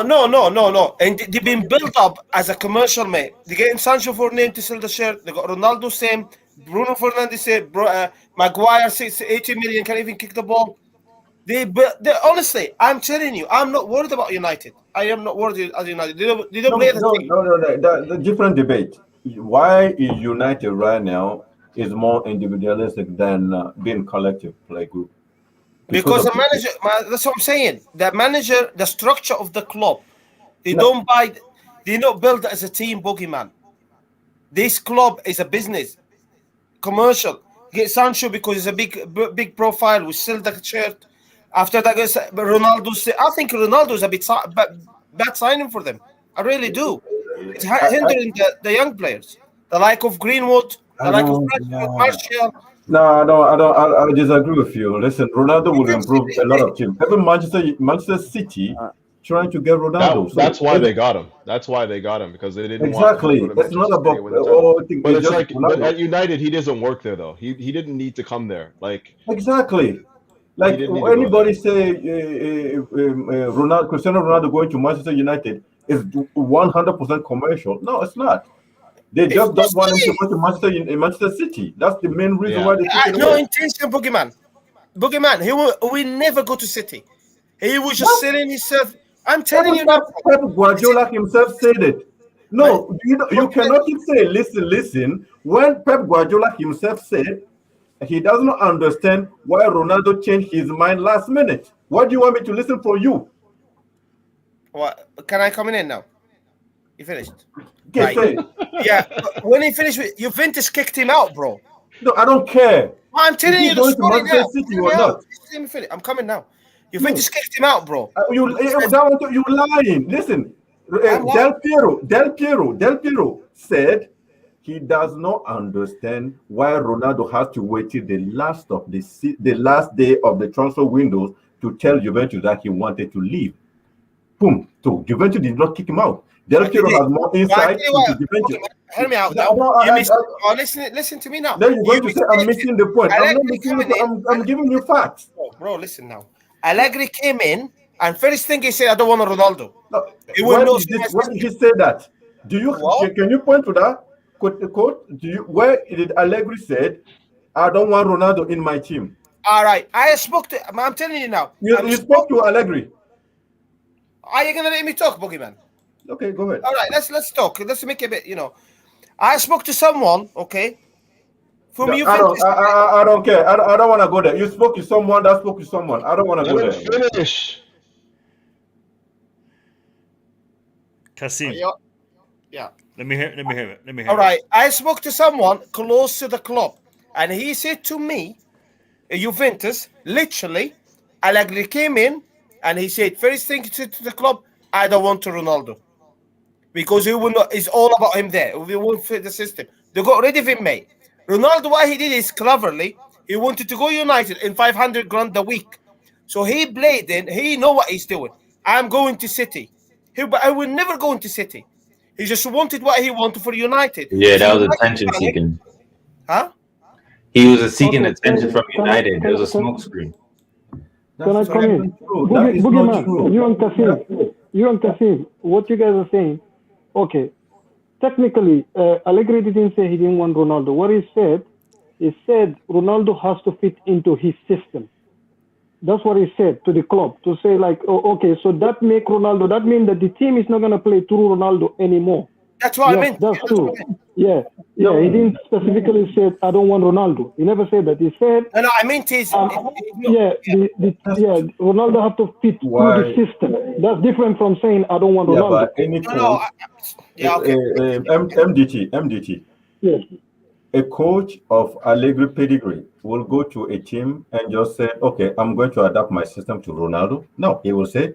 The question will be asked him. That's what I'm saying. That's what I'm saying. He never said. He never said I don't want him. He said exactly. Ronaldo has to adapt the reason why to my system. I understand, but I'm giving you facts. If you go back to ESPN, just go to ESPN or I know. I watch Del Piero. He exactly. said what Ronaldo did was wrong. He left it last minute to walk out of the club. The club didn't have time to the replace thing him. he didn't understand about Ronaldo is why did Ronaldo wait till last minute to say he wanted to leave Juventus? He should have because Juventus have done a lot of sacrifices for him to stay, but he waited last minute to say he was leaving. So at that point, I know that's why Juventus they want to use the Ronaldo money they save. That's why they want Vlahovic. Okay, they're gonna sign Morata on whatever.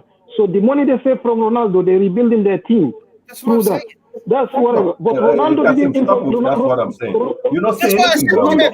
You're not listening. Ronaldo betrayed them. Listening. Ronaldo wanted to. Kasim, let him finish. Yeah, by Ronaldo leaving last minute, he put Juventus in a very, very bad position because Ronaldo waited until few days before the transfer window and told Juventus, "I want to leave." Thank you. Maybe is that what you're saying? No. Well, let me come in, MDT. You finish? I'm telling you now. Allegri said basically he will not fit my system. Just get out. Basically, get out because he will not fit the system. He's telling him to get out and you just create stuff, man. I don't like that, man. You create stuff. Allegri did not say Ronaldo get out of my team. Juventus is not Allegri's team. Ronaldo was there and Ronaldo waited the last day of transfer window. He's bouncing. That is a fact. But I'm not going to let you off this one. I'm just saying that is a fact. What are you talking about? Off what? You're lying. You're just lying. That's what I'm trying to tell you. Okay. Ronaldo was not kicked out of Juventus. He left. Hold on, Boogie. Go on, Couch. I just wanted to redirect because this is getting nonsensical. I think there's some things that we need to focus on from this game. I don't know if a lot of you guys know that Man United have conceded the third most goals in the Premier League so far. That's a big stat. Let me check it. I think another big stat that 21 conceded. 21 goals conceded, just behind 20 scored. Norwich and Newcastle. That is an abysmal. They were -1 at the moment. They were -1. Right. They can't score enough also. They can score, but they haven't been able to. They haven't been able to keep them out. So the loss of Varane, the loss of Maguire, the loss of Shaw cannot help that. It can't help what we're about to see. You know, the other thing that I wanted to focus on, I think that's an important thing that for this game is the way that they press and whether or not they do press, because I don't think that they're an effective pressing team. Most of their pressures in the attack, they have the fourth fewest pressures in the attacking third. They're just behind Tottenham. They're just ahead of the Wolves, West Ham, and Newcastle. So basically, what we're saying is these guys are a counter-attacking team. They don't look to press in the final third. They don't look to press up. So, yeah, go ahead. I know you're right, Coach. It's the counter-attack team. Coach, I was gonna agree with you on this. Do you know that they're not among the top teams in chance creation as well? If you force them, they're not among. That's why when people are saying individual, it's mistake by other teams. That's what they're scoring from, and we don't make a lot of mistakes. Okay, this is the thing. We exaggerating their threat. I've watched them. I know their fans. We live around them here. Let me tell you another thing about United. If you force them, you see Jordan Sancho and Marcus Rashford, they will be in their box next to your defenders, helping them. So Manchester City did it to them. Which team as well? Even which team did they play? They played Aston Villa. When they play Aston Villa, they lost. Aston Villa did it to them at Old Trafford here. They pinned them. They pinned their wingers. Yeah. United to pin them is very easy. They can't come out if you pin them. If you attack them, you pin them. Just one more stat. Like, and I know most people don't really look at expected goals against, but right now they rank fifth in expected goals at 17.1.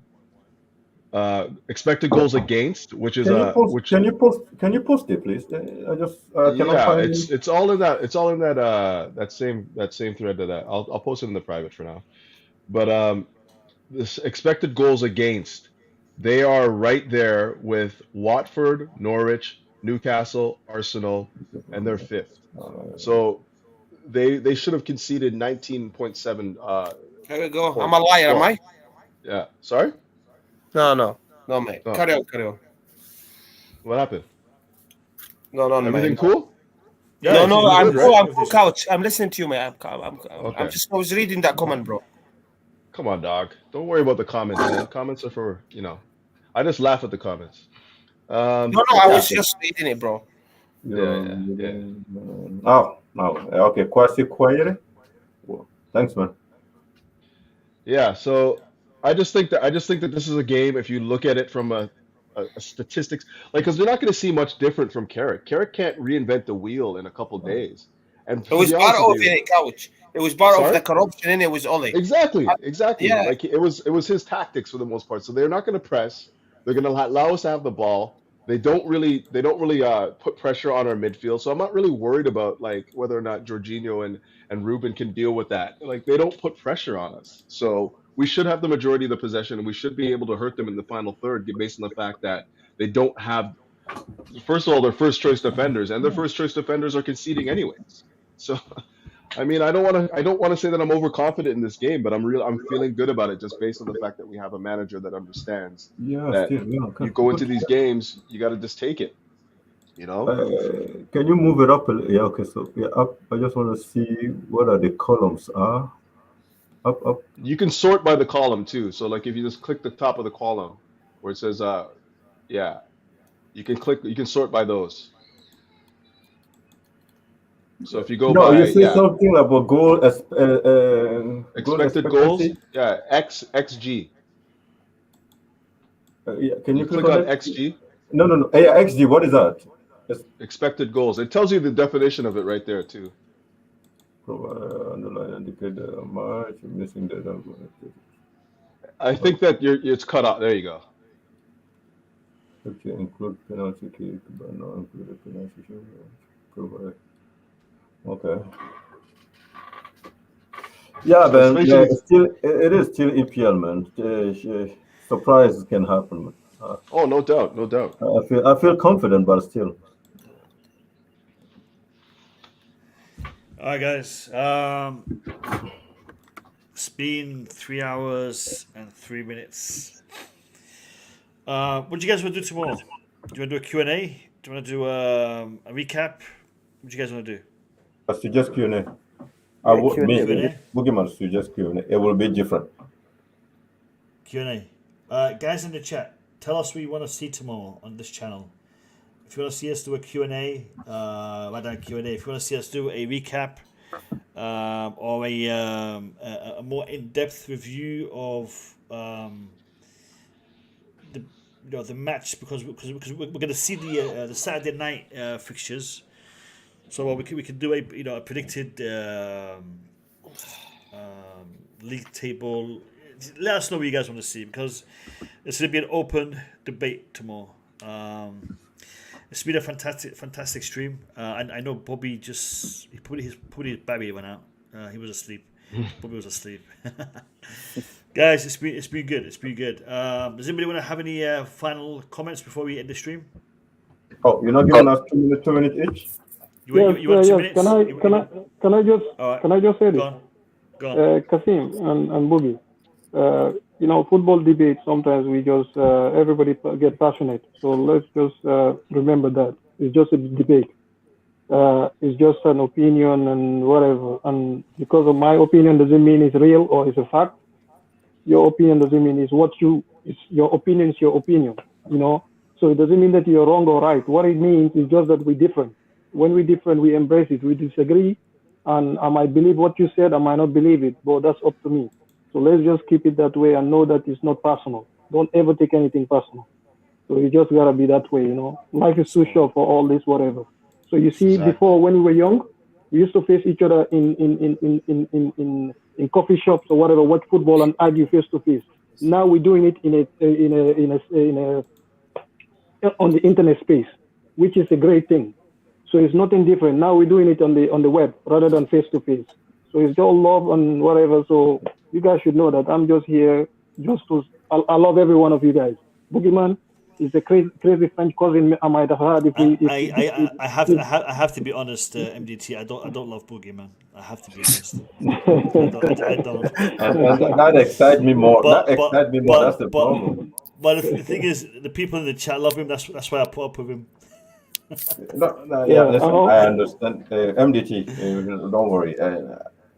I don't take any critics personal. I say stuff to Kasim. I hope Kasim didn't take it personal. I don't think he take it personal either. Anyway, it's just a debate. The fact is, okay, at one point they become a little too emotional, and we just go all the way till we come down, and that's what the debate is about. No. The reason why I said it, you guys don't take it personal. It's just the people on the chat. I just want us to maintain that, for them to know that, for them not to go among each other and start going, for them to realize that for us it's peace and love. We do this and we're okay.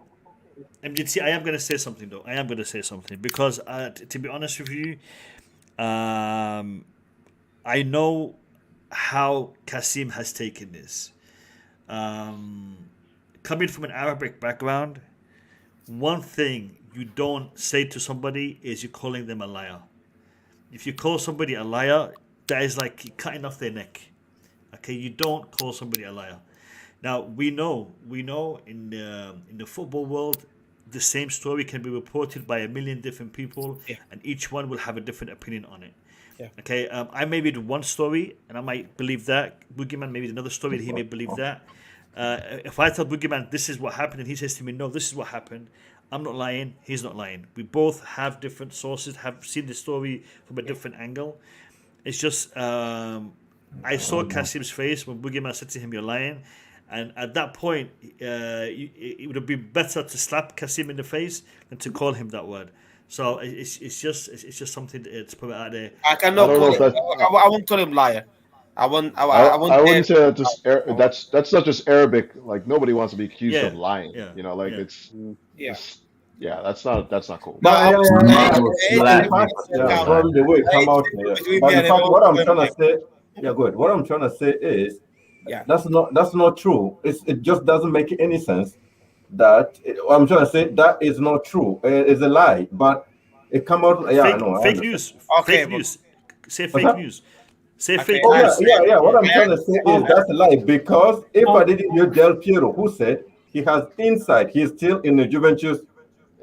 He's still part of the Juventus administration, and he keeps saying, because the question was asked, how do you understand the fact that Ronaldo was 2 minutes to join Manchester City and switch to Manchester United, and why do even Juventus let Ronaldo go when Ronaldo was the one that scored more goals last season? And he was saying, I don't know if I have to go into my detail, but Ronaldo I love Ronaldo. Any team on Europe will want him. I understand that, and whatever Ronaldo wants to go, he will go. So, but the thing I didn't understand, he didn't like about Ronaldo was this: why would Ronaldo wait till the end of the transfer windows to force the fact that he wants to leave? And then that's when it was just 2 or 3 days ago. You can all go, you will listen to it. I know, Boogie, but one thing we should understand as well, when you check Tutto Sport, it's just like the Express here. They were putting it there to say Allegri don't want Ronaldo, even before he came. So there are a lot of tabloid newspapers, clickbait newspapers in Italy that they were saying that. Allegri never said it. But they were saying but that's the press, though. Isn't it different between writing something than someone from the Juventus came on the TV and say something?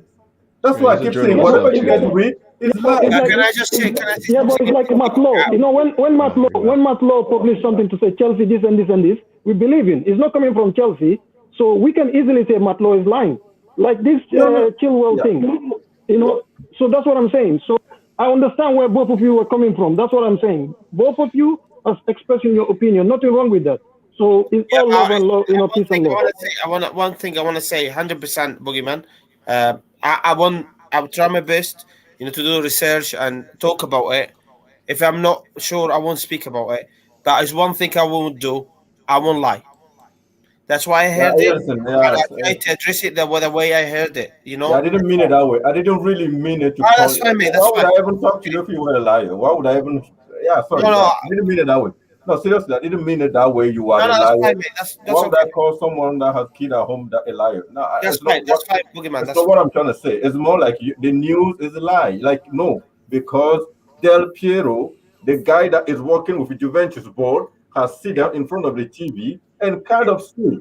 He didn't want to say too much either. You can feel it. It's like Ronaldo can go anywhere, but he does not understand why Ronaldo will do that to Juventus. So then when you come and you say, I keep telling you, no, I don't want to hear it, because I know the Juventus, Del Piero has to have the best information at this point. That's why but he can also have his own slant on it as well. Like, he doesn't necessarily, he'd be telling you what you want to hear as well. Like, well, Ronaldo wanted to leave for this reason. Yeah, but it could go either way. It's possible, I gotta go, guys. I gotta go. So I'm just gonna wrap up real quick. I know we're supposed to be doing our 2 minutes, and it's been like about 10 minutes before we even got to that. I'm just gonna quickly wrap up this game because I think it's a big game, and we're kind of like missing the fact that we're playing United on Sunday.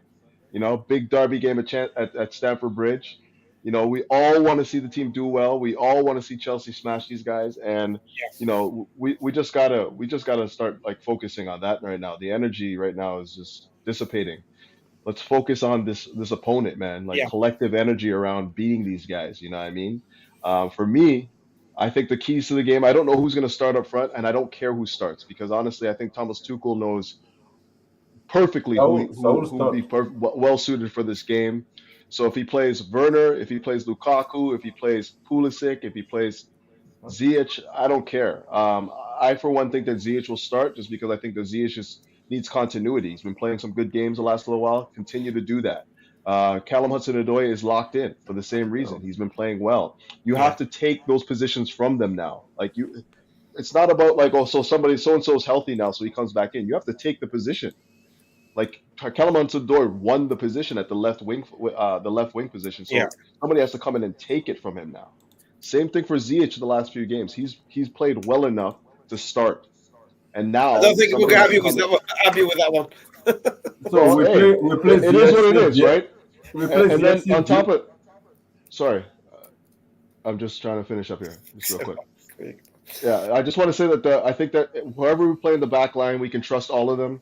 We have Ruben and Jorginho in the middle, and I think that Ruben can definitely be influential in that midfield, just bossing it like he did against Juventus. He's a guy that can drive it into that final third. He's a guy that can score for us. We saw him against Juventus, dribbling in their box and scoring goals. These are the types of things that I think can still happen against this United side that is significantly weakened and then also, just wounded, like emotionally wounded. If we take it to them and we play with the same sort of like passion, energy, and commitment as we did the last two games, it shouldn't even be a contest. We should wipe them 3-0 easy. But you guys know what to do. You guys know who I am with this, man. I'm about Chelsea, man. I want us to all have positive energy going into this game because I think collective energy is a good thing to have, even amongst the supporters. So keep the spirits high, man. But I gotta go feed my kid. So, talk to you guys again soon. Right? Big up to you, Coach. Okay, let me go. I'll see you tomorrow, mate.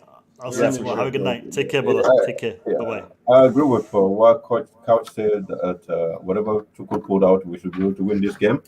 But I don't think we should play the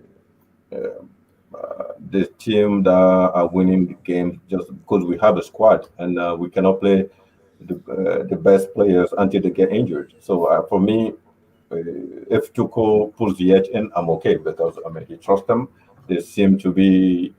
He has more physical and their health information more than I do. So I think if we put Ziyech, I will support them and I'm happy. But if he also put Mount in it, I understand we have a squad. We have a really strong squad and people have to be given time. And I still think for some reason that Ziyech should not be playing game in, game out. Ziyech, because of his shoulder, and also should be nurtured. That shoulder should be nurtured and give a proper chance to come in against Watford and just play 90 minutes against Watford and score and show more of his quality.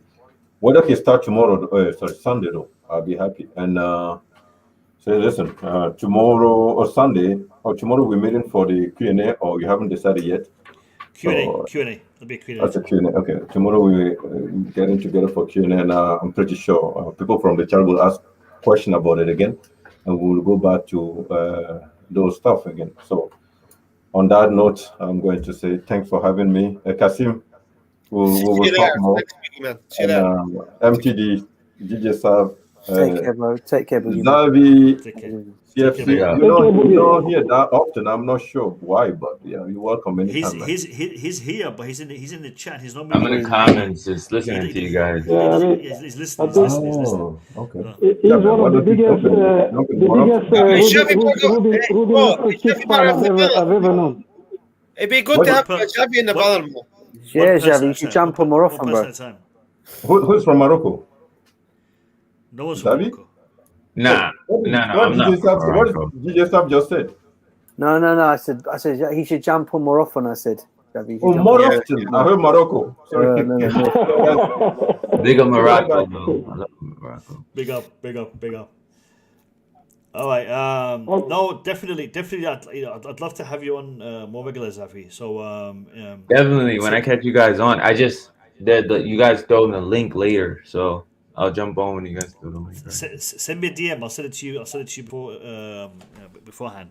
So send me a DM and I'll link you. Cool. Zafi, give me your final thoughts, mate. Give me your final thoughts.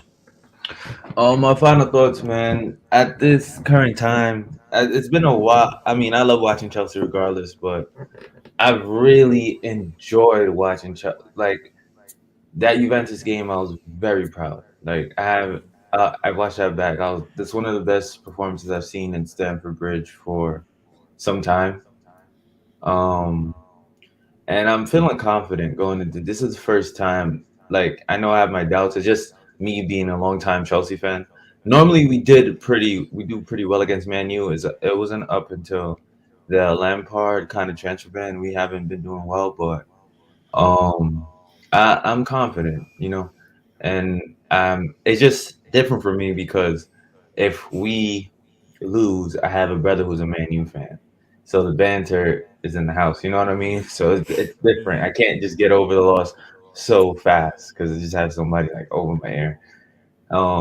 But yeah, I think we should, if all goes well, we should be beating them. But we're playing against 12 men at the end of the day, and we should beat them, man. As I want to echo Dennis's, if we just I like how a lot of you guys are confident, because I take a real sort of pessimistic view of it, because I don't want to be expecting this and then get disappointed and then it just sucks more. But it is what it is, man. Hopefully we get that win. That's why I like guys like Kasim. He's just confident, so it just boosts me up, Big up, Zafi. Thank you for coming on, mate. Appreciate you. Right. Have a good one, guys. Again. Thanks, guys. Take care, brother. Good night. Yeah, man, have a good night. MDT, let me get your final thoughts. Yeah, I mean, for me, all I can say, guys, Mo, thanks for having me today. DJ Shav, Kashim, you guys, we brought us here. Since I joined you guys, I'm not gonna say I have nothing bad to say. I enjoy every interaction and every different opinion. I appreciate every one of you guys in your own unique way. So the thing about this game, I'm not worried, to be honest with you. Maybe I always have confidence in Chelsea, and also I think I don't see any of the midfielder that can stop Ruben. He's dribbling. They don't have it, and that they're gonna chase him around. And what that's gonna create is more problem for them, because that's gonna send them more deeper and deeper and deeper. And I'm not worried about their counter-attack if we play our fast defenders. The only time they will have chance against us if we have play slow defenders. But I don't see this being a difficult game. United have not even been the best counter-attacking team, even in the league. So that's the thing. With all this, their individual brilliance, even against Villarreal, you saw what happened. It was a goalkeeping mistake. Yeah. It was a goalkeeper that made the mistake. It was nothing to do with United doing something brilliant. It was a goalkeeper's mistake. If you check all their games, all their goals, it's an error. They don't create. Yeah. Bruno Fernandes, when he gets the ball, he cannot dribble. All you do is kick it in the space for Ronaldo to run to or Rashford or whatever. If you don't give him the space, he can't do that. You know, so I'm pretty confident. Maybe I'm crazy, but I think we'll win easy 2-3-0 easy. I agree with you. You're not crazy. Yeah. Well, No, yeah, thank you for having me anyway. And good night to you all, okay? Can I say, MDT, before you go, bro, tomorrow the training ground is Salford. Yeah, that's they don't let people in. That's near Ryan Giggs' home. Giggs live around that area. That's why I'm going. Yeah, they don't let people in. That's their former training ground. Now they've transferred it to the youth team. Okay. It's called the Giggs. Yeah. Okay. All right. You guys have a good day. Cheers. Good night, everyone. Take care. Good night, MDT. Take care, brother. Take care. Cheers. I'm going to leave DJ Sav last. I'm going to go with Kasim now. Guys, before I go to Kasim, I have linked in the chat Kasim's channel, QNTV. He streams every now and then. He was supposed to be streaming 23 minutes ago, but because of me, no problem, Mo. You're the big brother. You go first, and after that, go after you. Now I won't do it tonight because I've got a game tomorrow. So, all right. The link is there, guys. Do me a favor. I know you don't subscribe to my channel, but at least subscribe to my brother's channel. so click on that link and subscribe to QNTV. Please, guys, please. Already good subscribed. Content. I was on there the other day as well. Yeah. Good content, raw content. Kasim doesn't hold back. Yeah, Kasim doesn't hold back, and he tries to cover everything. Chelsea mainly, but he covers all the other clubs in the Premier League and in Europe. So make sure you guys go and support that channel. And I think you've passed 100 subscribers now. I'm on 120 now. I think something like that. Road to 200, guys. I want to see Kasim reach 200 subscribers as soon as possible. I mean, if everyone here subscribes, he'll get there. So big up to Kasim. Kasim, give me your final thoughts, mate. Thank you, Mo. First of all, guys, when 88 likes and more channel, we need it. Come on, you can do it, guys. It's 12 more. You need more? 100? Am I right? 11. Come on, guys, you can do that. It's easy. Come on. It's been 3 hours now. It's fantastic, you know. People all the way from Australia. So yeah, no, I'm confident, Mo. I think Man United is they're not in the best moment, and I think we're lucky enough to catch them now before the manager come in and does what he want to do. So no, we'll be all right. I'm going for 2-3-0, Mo. And I love you, Boogeyman. You need to chill, bro. Okay, I know I'm feisty, but I'm double feisty, bro. Yeah, I love him though. I love him. So yeah, no, we'll be all right. I think this weekend. And to me, point number one, we need to get a 3 point because Man City. And secondly, we're gonna go for the big result, 2-3-0. I'll be happy with that, mate. I'll be happy with that. Thank you, Mo. Thanks, Mo. Big shout out for Mo Kasim promoting my channel. Thank you, big brother. I appreciate that. My pleasure. Big up to you, and I'll see you tomorrow, inshallah. What time tomorrow, Mo? Because tomorrow I'm going to Manchester. 9 o'clock. Yeah, home by that time. All right. Thank you, Mo. Have a good night.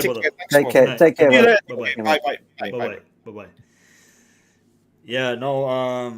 Big up to Kasim. Listen, guys, starting a YouTube channel is not easy.